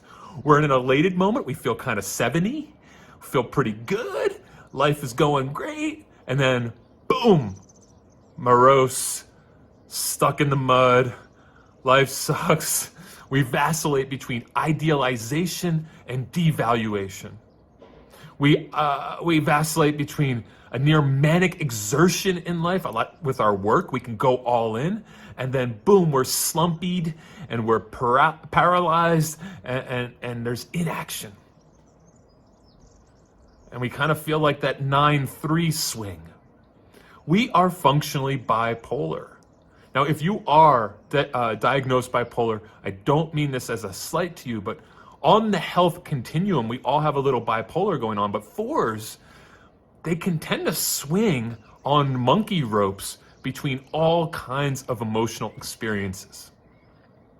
We could be all in and all out. You know, there was this quote in a Carl Jung biography that I read where the biographer said that Carl Jung felt both outlawed and elect, meant to sit on a throne and meant to be put in prison. Bruce Springsteen says this about drive. Somebody asked him about drive, and he said, I was told that I was the second coming of Jesus by people, and I was told I wasn't worth dirt by people, and I believe them both.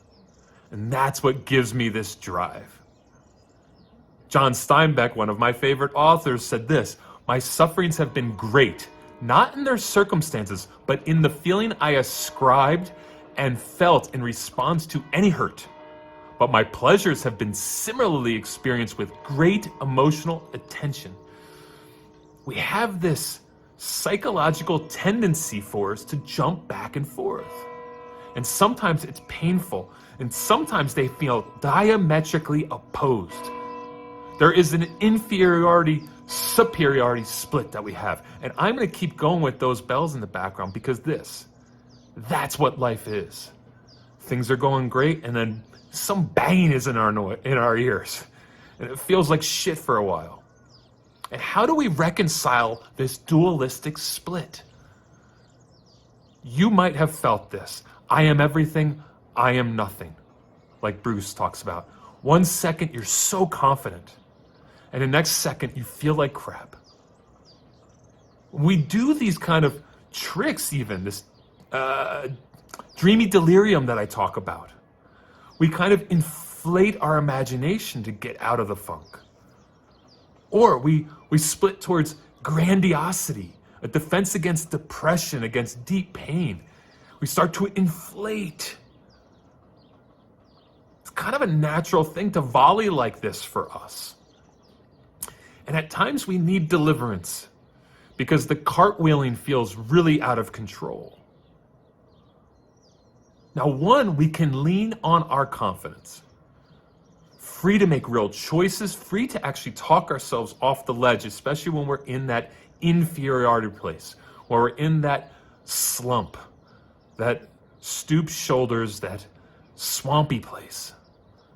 It's taken me 4 decades to really actually, at times with just willpower, tap into the confident place and know that I have what it takes to deliver myself or get the support from a higher power or friends to support me out of that funk, to take control of the situation, to relax and be open to support. And the Enneagram kind of teaches us what we can lean towards to get that kind of help.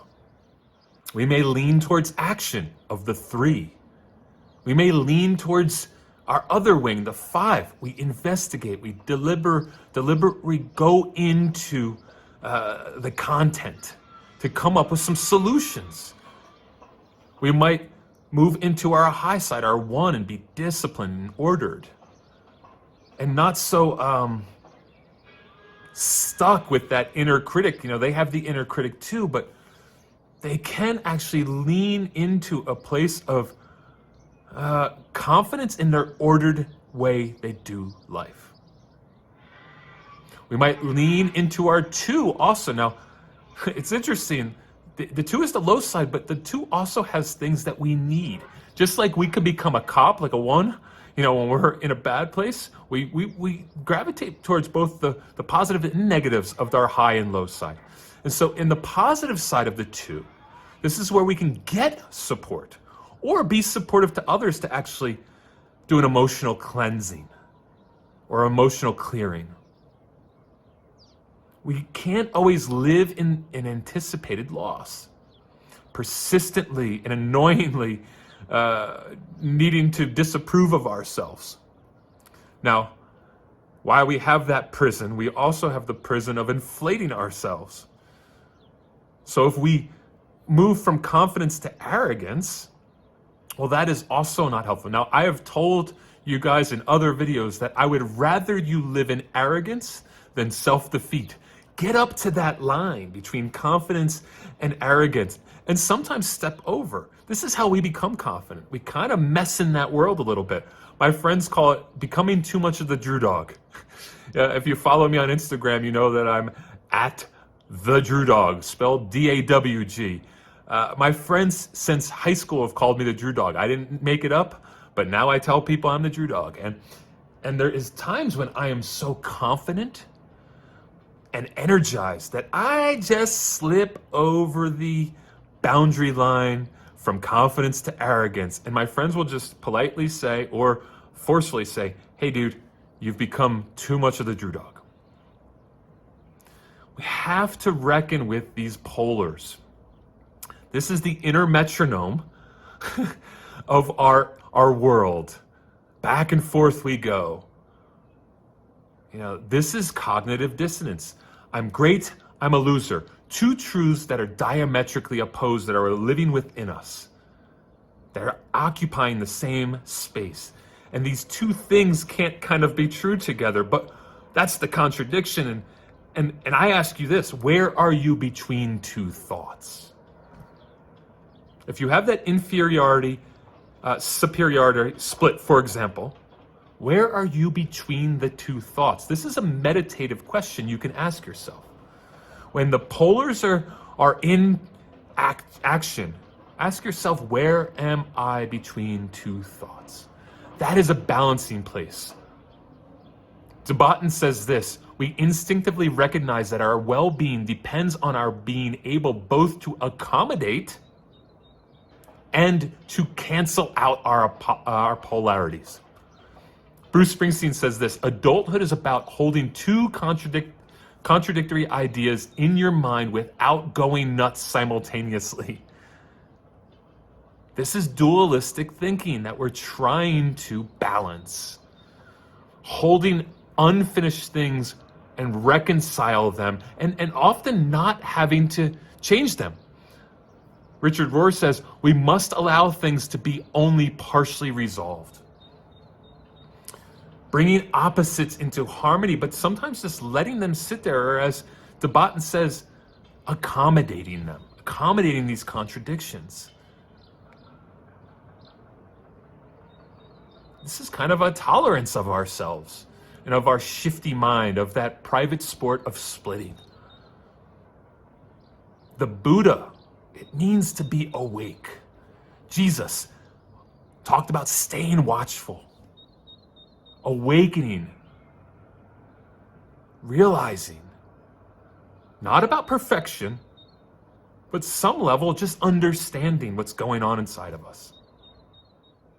Now, don't overly identify with one side. Hold that tension. And hold that tension towards actually experience with it and towards non-solutions. Now, I've talked about solutions, right? We could lean towards our confidence. We can call on friends. We can lean into that too. We can be ordered in principle, but sometimes there is a non-solution.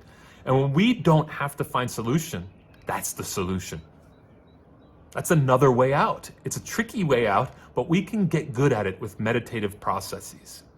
We can mute that voice a bit, so it's not volleying back and forth so much. It's not so fanatical. And we can harbor an actual practice of just seeing the thing and being aware of it. This is painful to do. It's a hard work to hold darkness and light together. To disown our need to get a solution so quick. To shelve it. And just be aware. Go from fixing to awareness. To deal with the loss of not having an answer. Because, as you know, there will be a waterfall of excellent attributes around the corner that you will praise yourself on, and then indulge yourself in your personality, and then all of a sudden you'll be inflamed with negativity and sullen. This is the private sport of splitting. And it's hard to have compassion for ourselves in that moment. We get a little bit compassion fatigue for us. That our psychic skin feels so vibrating and our emotions so active. That these energies are just working on us and beating us down. And how do we be patient and sometimes exacting and sometimes just let them sit? How do we be dedicated towards a multiplicity of ways of dealing with this conflict inside of us? To give ourselves some liberty in those moments. Just today, I probably had to go, this thing can't be fixed. And then there was another time where I said, this contradiction has a third thing. There's a third part here that I could find in the darkness and the light. There's a gray here. And then throughout the day, I've had to lean into my confidence. And right after this, I'm going to call my brother because I have something to talk to him about, because I'm going to lean towards a friend. There's all these solutions, and we have to utilize everything that we have at our disposal. Because this split, this outlawed and elect, this not worth dirt and a second coming of Jesus, this joy, this sorrow, these major themes, these basic inadequacies and these inflated senses that we, helium into ourselves. They can find a place in non-dualistic thinking and solutions that are multifaceted. We have to be creative, and we have to be bold in what we go and get. This is one of the ways we deal with emotions. Like I said, ugh, they're just there. And it is our responsibility to get better at dealing with them. And it takes time. And as I always say, on your deathbed, you'll still be dealing with them. We're just chipping away, folks. Just chipping away like a lot of these men and women back here are doing as they work on the roads, as they work on the buildings, as they build infrastructures, as they fix pipes. It is the work we have to do, and it is loud and annoying at times, and banging and clanging. And sometimes it is as beautiful as birds chirping in the background.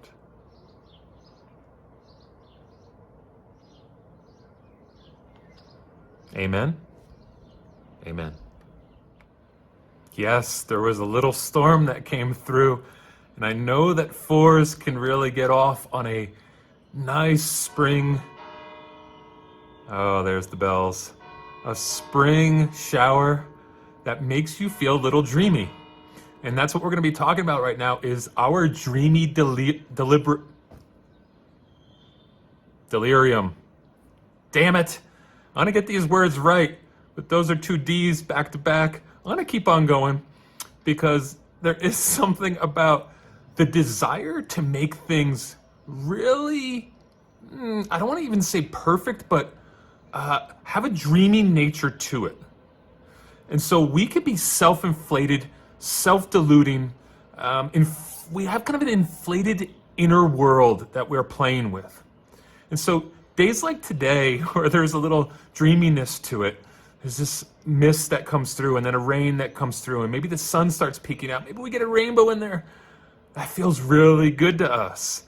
There is too much possibility sometimes that we're working with. And therefore there is a practicality drought. What I mean by that is we can't actually find the practicality in all of the dreaminess that's coming to us. Now this can often play out pretty significantly in work. I work with tons of fours now, especially in the last year as I've been doing this. And a lot in their kind of transitional periods in that, late 30s, early 40s, where they are often dropping everything to do something new. And this is actually kind of a prime time for a lot of fours that they can really transition well because they've learned that some of the dreaminess didn't pay off. And they had to actually just, because they were dreaming so much, take a job that didn't actually work for them because they were trying to do this other thing. And they didn't find the balance there. So now they're trying to do this whole other thing.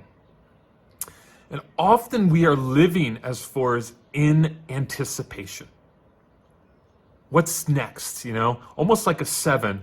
What's out there? And it's big and it's grand. And often it's unattainable to us without the practical steps. So I do not at any level want to discourage you from having big dreams and also taking big steps, big risks in what you do. But can you be unsentimental in your attention to the details to get there? That unsentimental attention. We have to have a soul awareness that the inner life is full and rich, and often can get in the way. We can make a project too big in our head and then become either paralyzed or perhaps the grandiosity of it can't be followed through point by point by point. So we have to foster reality, a reality testing. Maybe we even do this by questioning friends and say, hey, what are you thinking about this? Does this seem doable? And what steps do I need to do to get to this place? So I'm calling this part the glories of practical activity. The glories of practical activity.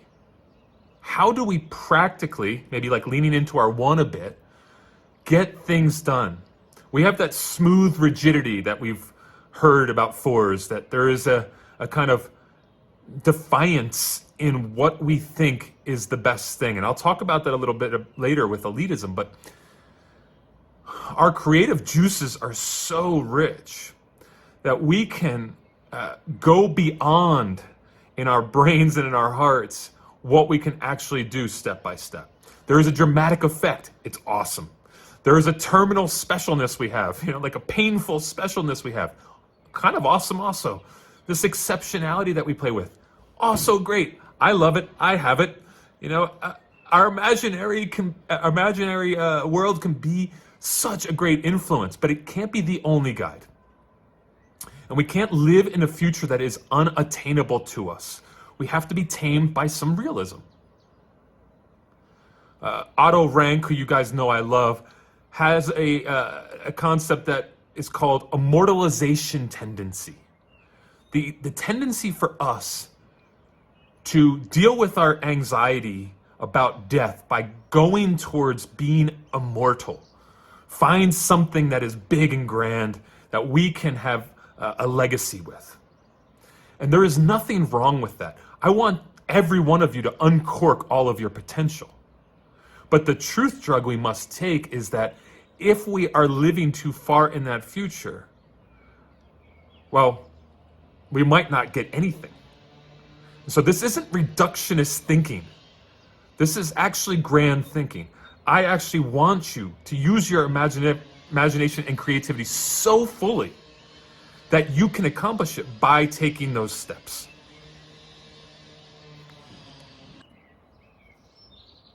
I want to give you a bit of a tool. So when you're feeling a bit self-destructive or worn out, defeated, that you just go to this poem.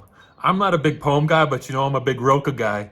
And I need to share this one because it's so beautiful, and I think it really hits on this idea of the glories of practical activity. Listen to this. I believe in all that has never been spoken. I want to free what waits within me, so that what no one dared to wish for may for once spring clear without my contriving.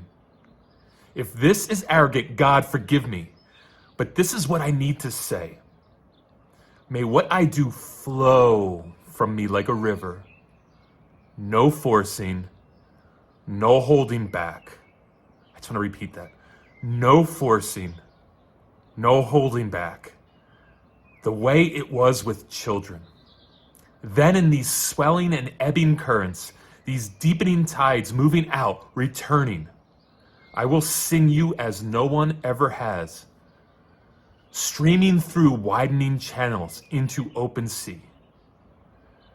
That is kind of the poem manifestation of what we're talking about. And the crucial part here, no forcing, but also no holding back. Get engaged, do the work, but also don't push too far. Let the thing breathe. Let it mature and develop. Whatever it be, romance, music, art, work, parenting. In general, just growing the hell up. Letting it happen in a way that fits the natural order of things. Fours are less defended against depression. We can swing into melancholy, right? So our depression and the possibilities of it, that it's always around and we're a bit more prone to it, can burn us out. And because we are likely to suffer with a little bit of that, we can also fall prey to disillusion. And one of the ways we defend ourselves against disillusion is to live in possibility.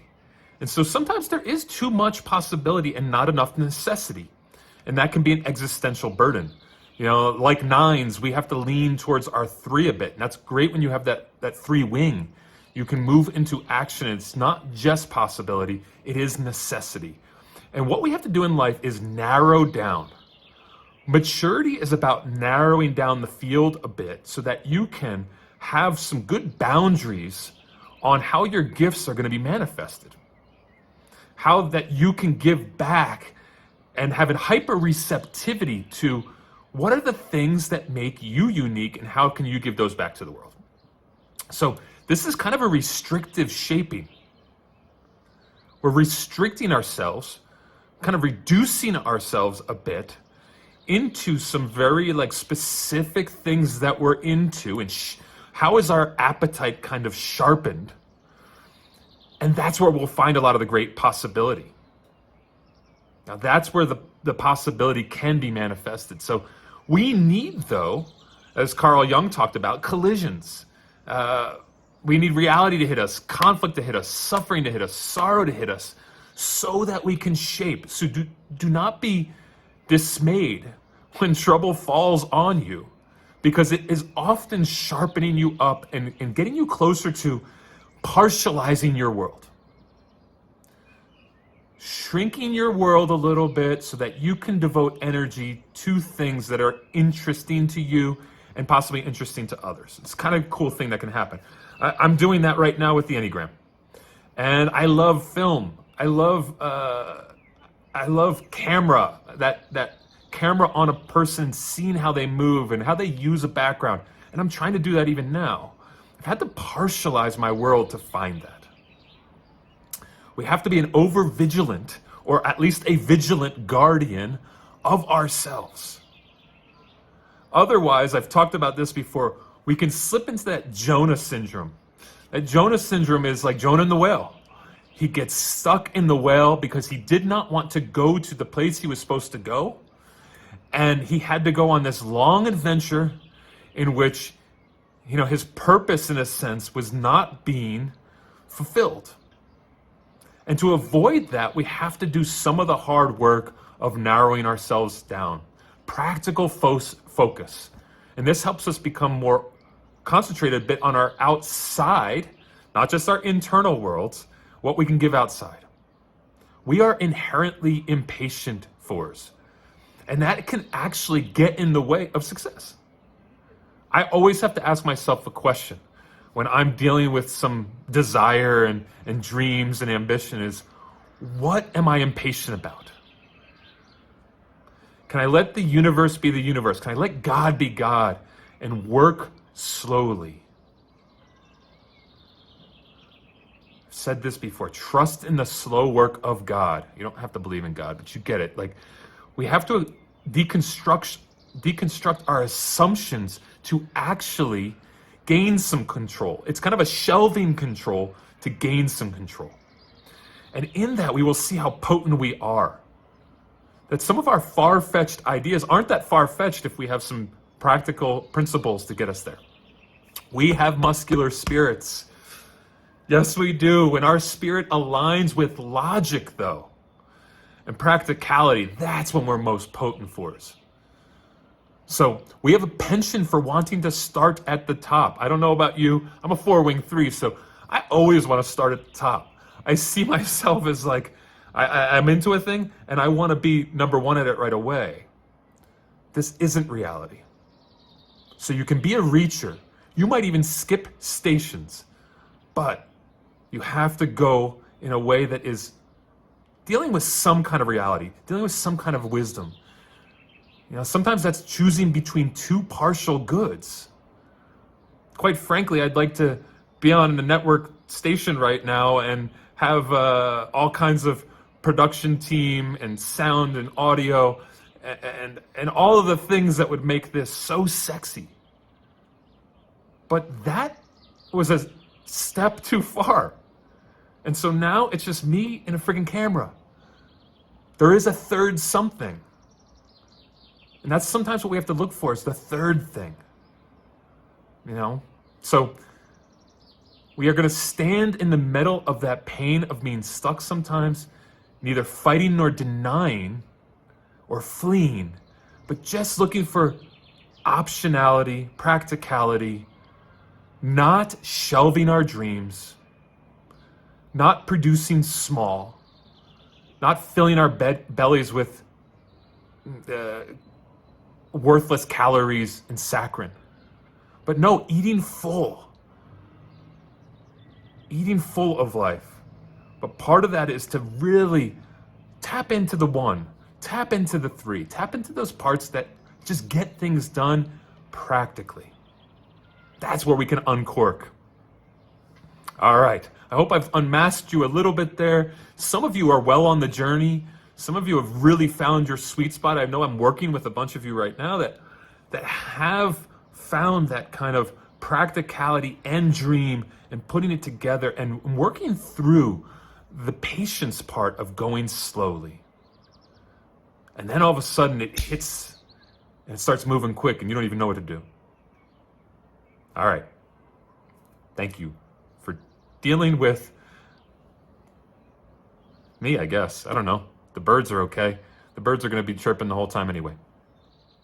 I want to give you a bit of a tool.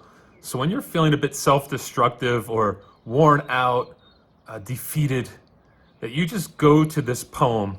I'm not a big poem guy, but you know I'm a big Rilke guy. And I need to share this one because it's so beautiful, and I think it really hits on this idea of the glories of practical activity. Listen to this.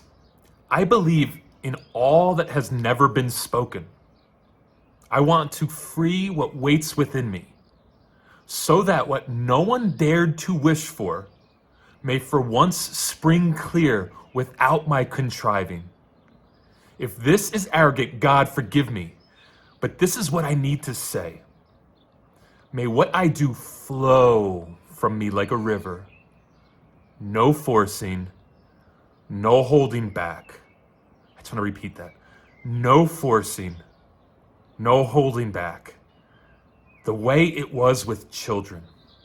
Then in these swelling and ebbing currents, these deepening tides moving out, returning, I will sing you as no one ever has, streaming through widening channels into open sea.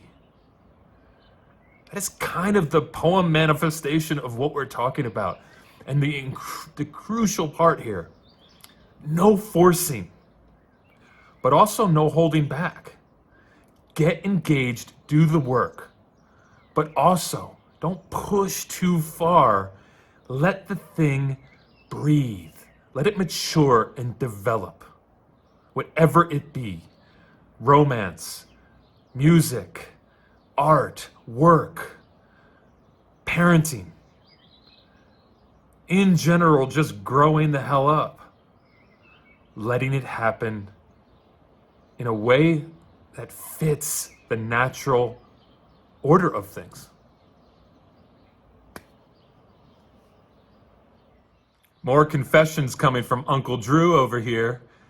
I get really frustrated with people who aren't doing the hard work of the soul. I'm almost a bit offended by it. Why am I offended by it? I'm offended by it because I'm working so hard, and I think us fours tend to be diligently trying to find self. That's why I'm calling this part of the episode The Glorious Lives of the Self-Involved and Self-Aware. Gotta be involved in our lives a bit more, right? Self-involvement has a negative rap, but we get involved in ourself so that we become more aware of ourselves, and then we could sell ourselves a bit, be self-revelatory. Fours are great at being self-revelatory.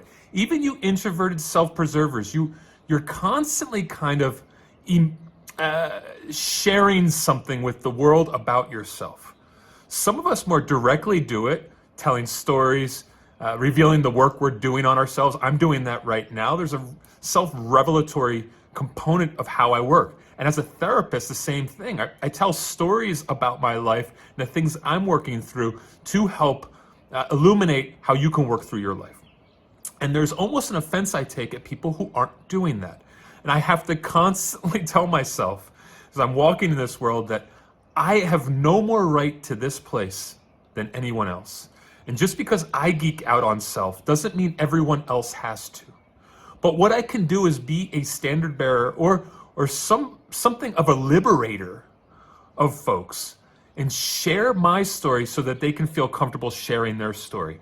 William James says, life is a unique problem needing very individual kinds of solutions. And what he's suggesting is we are singular, absolutely singular. Fours love the things they love and they love them well. And they permission people to go beyond normal attention to things. We don't just attend. We jump all in. And we enhance other people's experiences too. It's kind of a cool thing we do. Our enthusiasms rub off on people. And we help them find exalted moments with the things they love. Because our emotions are engaged, and our passion is engaged, and our desire is engaged. It's kind of a cool thing. But we want people to see. That's where I think my offended component comes out. I'm not really offended.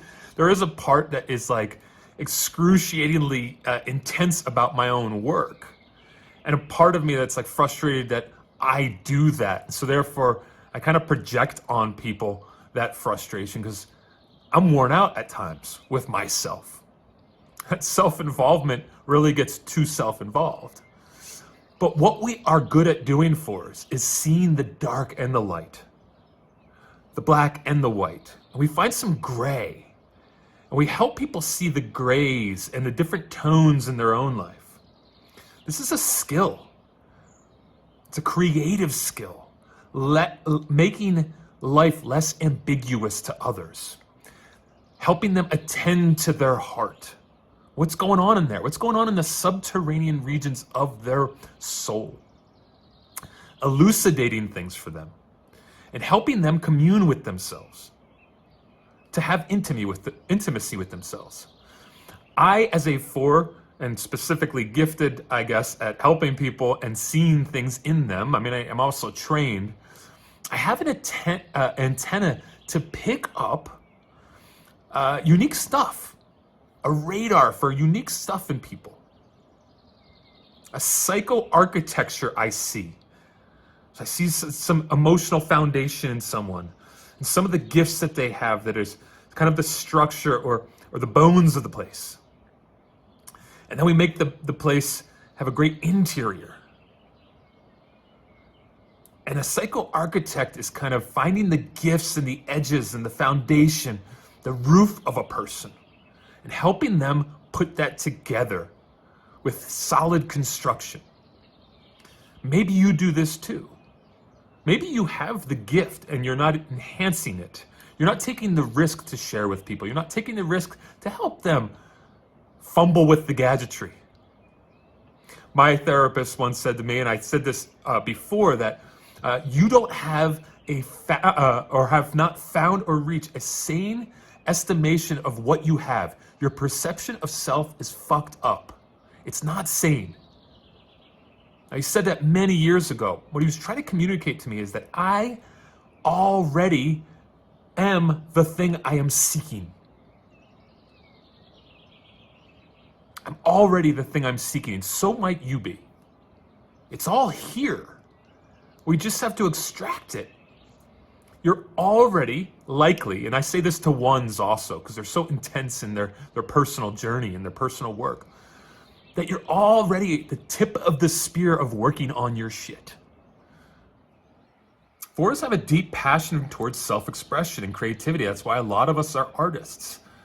We let the rules be the rules, but then we make up some other stuff.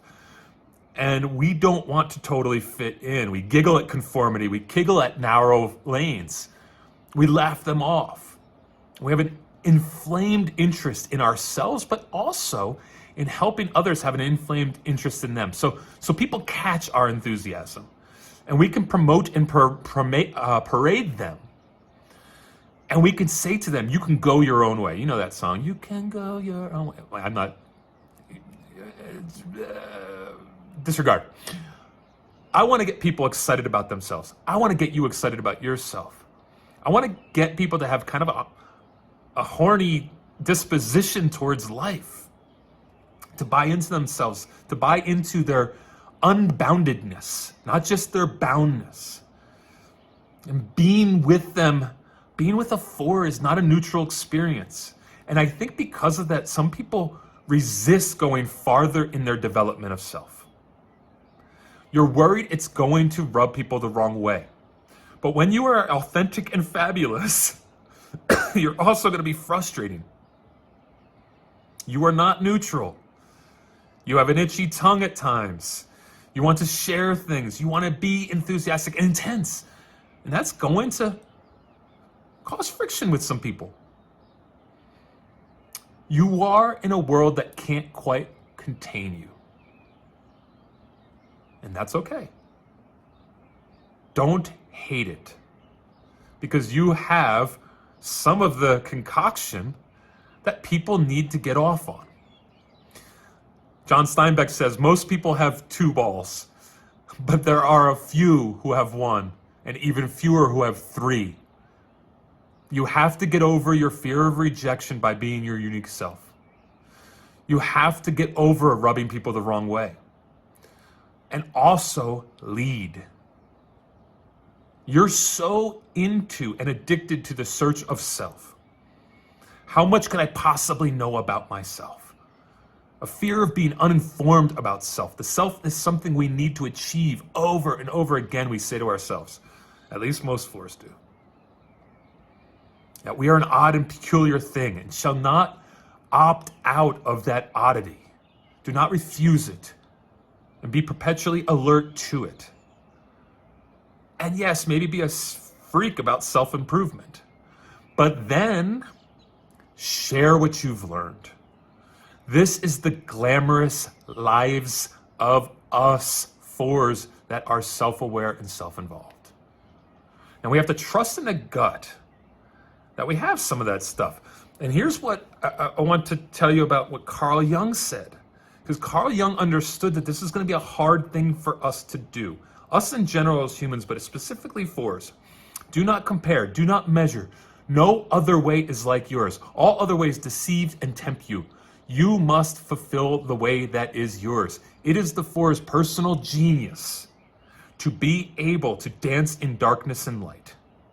To be able to see the black, the white, and the gray, the third ways. To know at some point your reason for living. I don't know many fours who aren't constantly struggling with that. What is my origin? This is the idea, the holy idea of original or originality. We are constantly pursuing originality. There is a science called originology, the study of origins, the cause. We are looking for the origins. I said something in another piece about comic book stories. Like comic book stories and the action that's involved in them don't really get me as much as the origin of the superhero. What is he or she testifying to? Working through something, recasting, finding your way, your origin. It's a beautiful thing. Do not overly constrict yourself in this. This is the lubrication of life, and it is good. Do I sound like a preacher? Am I testifying right now? Am I trying to give you some infinite enhancement? I just said lubricating and infinite enhancement. Ponder. Let me close with this. It will require you to have human relationship to get the best out of you. To be as revealed to yourself and uncloaked, unmasked, you will have to mix it up with other people. Fours can get too heavily involved with self. And there's a foolishness to this. Don't shut off folks who can help you see the blind stuff, the shadowy stuff. That will help you fashion yourself even better. The riddle that is you has to and requires getting involved with other people. Fours are known for having a deference to authorities that we really respect. I talk about my authors that I really respect, my mentors. I have a few and I've mentioned them. My brother's one, my therapist is one. There is a need we have for affirmation from these folks, whether it's when we read a book and we just feel known, whether it's you watching this and just feel known. I'm affirming what's true about you. The things that maybe you're confused about or worry you shouldn't be involved in with self. We need affirmation. We aren't so bold that we can't have a little bit of booing of the system. There's a lot of risk in this though. And we must then revere the right authorities. Find the holy grail folks, the unicorns out there. They are out there. And they will help. They will help bring some certainty to your life. Because we have so much emotional stuff going on that it can get confusing and a lot of doubt comes in. We aren't the assertive types. We aren't the 3s, 7s, and 8s, although we can look a lot like them, especially myself. I'm a sexual 4. I look a lot like an 8. There's a lot of boldness, but there's a lot of doubt. Now, competition too can be helpful. Competition isn't all bad. It can help overcome feelings of insecurity, deficiency. We can move towards personal goals. self-motivation, and see power in the competition with others. Make this fun and a personal challenge. Don't overly take yourself seriously, but find some personal value with some friction with other people. This will help you gain some strength and fortitude. All right, fours. When you are constantly trying to wake people up from their slumber, like Rip Van Winkle, remember, that's what fours do. We differentiate and individuate so we can help other people do that and turn them on to themselves. Get them horny about themselves. And in this, we might actually at times be considered a healthy bully or the kindest asshole. Those things have been said about me. Because we are pushing the limits a little bit to elucidate and help people turn up their consciousness. It is good. Don't get in your own way. Do the work to make it more refined. Okay. All right, folks, we're going to have to lean into humility right now. Let me define humility for you, because I often have to tell people I think that they've got this wrong. Humility to me is about not comparing, about not contrasting, about not finding yourself so small. A lot of people think humility is just about shutting up, being a nice guy or a nice gal or a nice person. And humility to me is getting closer and closer to the truth about who you are, your true self. And sometimes that stirs the pot a bit. And so humility is a renunciation of our need to be something that we're not. To say, no, we are not going to be something else. Something isn't better. Something isn't more. It's just, we are who we are. And we live out of that. And that's not always so delightful for people. So this part is called the sensible preoccupation with style, or our superior air. Oh yes, we are elitists. Fours, we know style. And this isn't such a bad thing. We are style shapers. We actually set a lot of trends. And we are corrupted, or let me shift that. We are incapable of being corrupted by the banal, the cliche, the common, the hack, the pedestrian stuff of life. We see tacky stuff and we aren't really interested. And also, we'll play a little bit of a game of bringing people onto our turf and showing them what we know about the beauty of the world. So I know for me, I'd rather be another confession from Drew. I'd rather be have a real strong aesthetic and be valued for having the right kind of understanding of how things should be put together than be charming. You know, my ego is more served by me knowing the right things to go after. And so we have to think a little bit about how we can move to a place of humility, even though we have this thing that kind of passions us. And in times, we will want to diminish the accomplishments of others or their style or their way of doing life, because it kind of competes with our own and doesn't magnify ours as much. We call that schadenfreude. That's that kind of desire for other people to fail. I know you've felt this with people. Come on, admit it. It's okay. There's a part of us that's just trying to protect ourselves there, trying to protect our uniqueness, safeguard and protect the value of our beauty that we've spent so much time on. Painstakingly going after finding our style, finding the way that we kind of brandish ourselves in this world. And there's a fragility to it. There's kind of a fragility to all that time we've spent to fortify ourselves. We're kind of relentless with novel stimuli, almost like a 7, but ours is very aesthetics driven. And aesthetics are the study of art and the psychology of art, the motivations to create it. And we are often good artists, not even, just specifically fine artists, musicians, the classic arts. I'm an artist with how I help people, how I kind of maneuver them and use my paints and use my brush to help them create a better sense of themselves. So we're good at critiquing, good at fine-tuning, and kind of want to be emotionally naked with our love of things and take it seriously. But we are bothered by everything. Sometimes we don't want to admit it, but it makes us really particular. Kind of have like a little bit of a Larry David, Jerry Seinfeld thing going on, where we notice what's wrong, right? The missing pieces.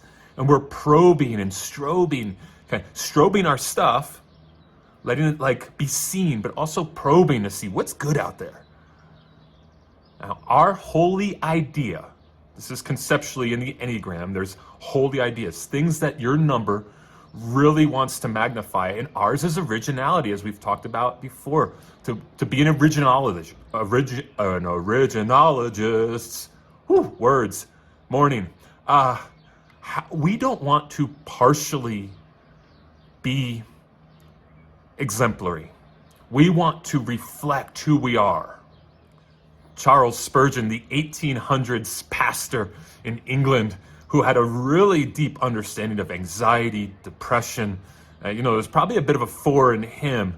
He said this: "It is an awful thing to be a favorite of heaven. It is a thing to be sought after and to be rejoiced in. But remember, to be the king in the king's council chambers is a thing that is difficult to deal with." Now, we like to get the elements right. Kierkegaard said on his life view, individuals appear who, like other heavenly bodies, go their once allotted way with an undeviating precision. That is us, is it not? We kind of have an undeviating precision about how we present ourselves to the world. This is our genius. We don't like to be small. So in this, you've heard maybe the conceptualization of the elitist consciousness. We have an elitist consciousness. There's an exceptionality we're looking for.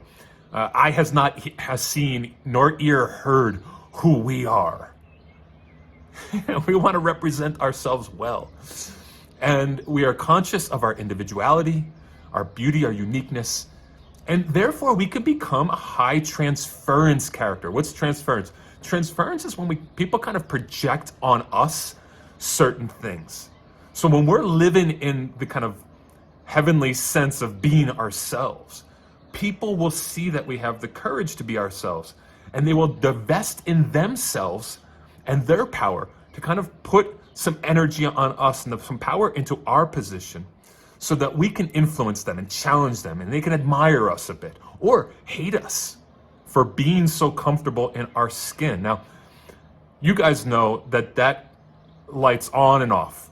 For 4s, we're feeling confident, then we're feeling insecure. We're feeling comfortable in our skin, then we're feeling alien to ourselves. That's normal, but when we are in our zone, people admire that. People gravitate towards that and project onto it.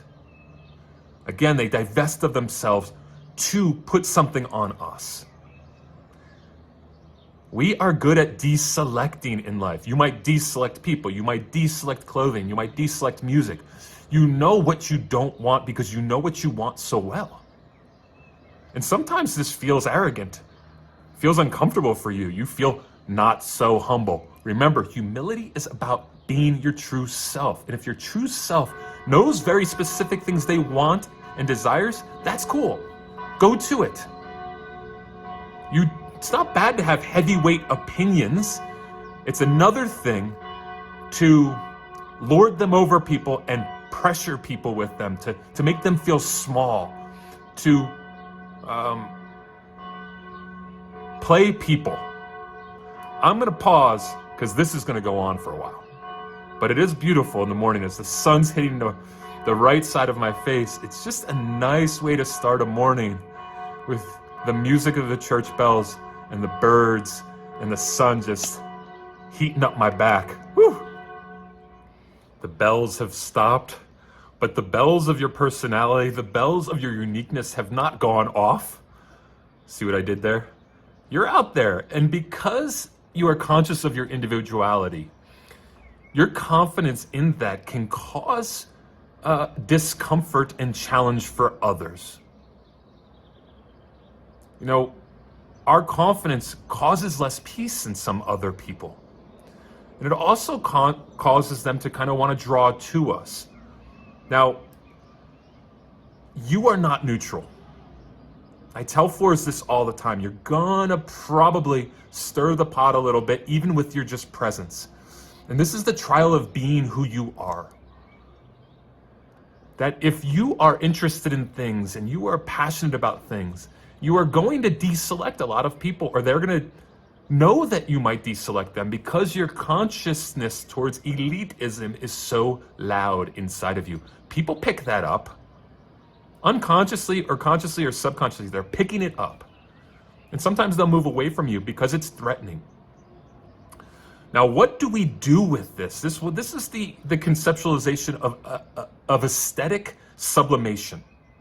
That we turn something, transform it into something beautiful.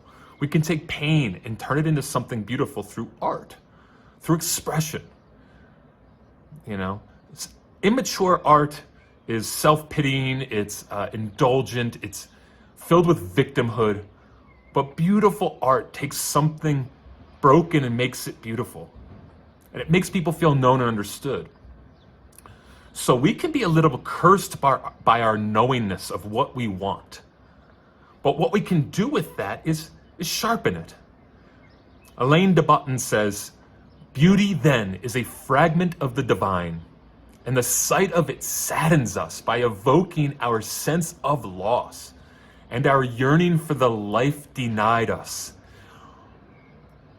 We can take that beautiful stuff and actually break some hearts with it, but also help people mend their hearts. Now, artists move, and I'm speaking in the sense of art, as us all having a way that we express ourselves. If you're a parent, or a student, or a therapist, or an actual fine artist, you usually move against collectivism. Fours move against collectivism. They say, this is how it's being done, and I want to do it a little bit different. You know, the artist does not accept what is normal, but goes far beyond it. So our excessive standards aren't necessarily wrong because we're usually blazing a path. We don't accept the ordinary. We don't accept the played out. We don't accept the tired, the clown show shit, the humdrum. This is the idea, the German word Gesamtkunstwerk. Gesamtkunstwerk. People here speak German. Somebody would say that way better than I would. But go look it up. G-U-N or G-E-S-A-M T-K-U-N-S-T-W-E-R-K.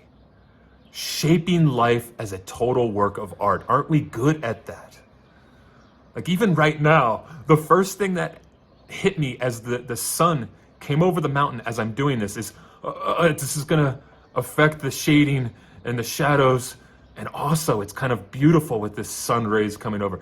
I instantly went to, how is this a work of art? How the sun is moving and the camera's picking it up, and will it affect my little YouTube ring?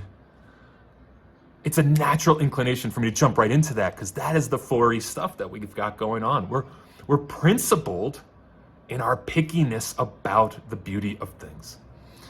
We are a standard bearer. We want to show beauty. We are addicted to the search of beauty, to the non-normal, the gradations of things. You know, I know when I move like this, I'm moving out of the light. When I move like this, I'm moving into the light, and I'm hyper aware of it. because that is kind of our gift. An overwhelming noticing, an overwhelming knowingness about how to show beauty to the world. It is our madness. It is our genius. We are human torches, lighting the way in some sense for beauty. And we don't do it in a friggin' tacky way. So I'm gonna leave us with a couple quotes that can help you accept your madness and help you accept this unique quirkiness about you, so that you don't hate it or deny it, but magnify it. As we resist the absorption into the common, absorption into the normal and the hacky stuff of life, as we resist that, and the artists must, they have to stay a bit independent. We are the individualists, right? We have to stay independent, a little bit sharp, a little bit separate, not totally joining the collective. You know, Otto Rank says this: there is always a distinct reaction of the artist, not only against every kind of collectivization, but against the change of his own person, his own work. We have to hold true to this individual part of us that actually is a great expression of the uniqueness of the universe, of God, whatever you believe, that we are meant to shine a light on that stuff. De Botton says this, go on, it is in dialogue with pain that many beautiful things acquire their value. Acquaintance with grief turns out to be one of the more unusual prerequisites of art's appreciation. Friends, are we not acquainted with grief? And because of that, we can bring beauty. So here's some more quotes I just want to give you along your journey that have helped me stay in my madness, stay in my uniqueness, stay in this quirky shit that is me. One's just by a friend. My friend said this to me. He's one of my best friends. You are as close to crazy as a sane person will get. I love it because it's true. He wasn't saying that as a knock. Robin Williams says, you are only given one little spark of madness. You mustn't lose it. Hunter S. Thompson says this, there he goes, one of God's own prototypes, a high-powered mutant for mass production, too weird to live and too rare to die. I love that one. Bukowski, understand me, I'm not like any ordinary world. I have my madness. I live in another dimension, and I do not have time for things that have no soul. Oh, that's some good shit right there. All right. Our personal madness, like an inborn design that is invisible until it emerges in the transparency of the artist. It's another Otto Rank piece. And one more Bukowski. Some people never go crazy. What truly horrible lives they must lead. I know I sound like a total nerd right now and maybe a little tacky and ridiculous, but I love these quotes because they help me stay in my groove, my style, the beauty that isn't reflected by the world. It can only be magnified by myself. Gotta find that madness, folks. The bells are ringing for your madness. The bells are ringing for your crazy. The bells are ringing for you to not be ordinary. The bells are ringing. Go. Be weird. In the quote by my friend Cliff, a colleague of mine, another therapist, he told me, is one of my favorite statements about myself that someone has said, Drew, you do weird well. So go do weird well, folks. The music is ushering us out. Don't you hear it? I'm not sure if the birds are better or a full band, but this is our conclusion. And what a great way to be ushered out and left into your own graces with your fourness intact, trying to figure out how to work on you. Thank you for joining me as always. My name is Drew. If you want to do any individual work, get in touch with me. And if you want to be on a mailing list for a retreat, get me your email address through my socials or through my email address at drew@drewnewkirk.com. This has been awesome and epic, and I am glad you went for the long haul. Hopefully I didn't bore you. And thank you. I am very humbled by anyone who watches these, because it is my joy to do, to sit in my own little world and create and create and create. So have a good one. I appreciate you. Arrivederci. Ciao. Goodbye. Danke.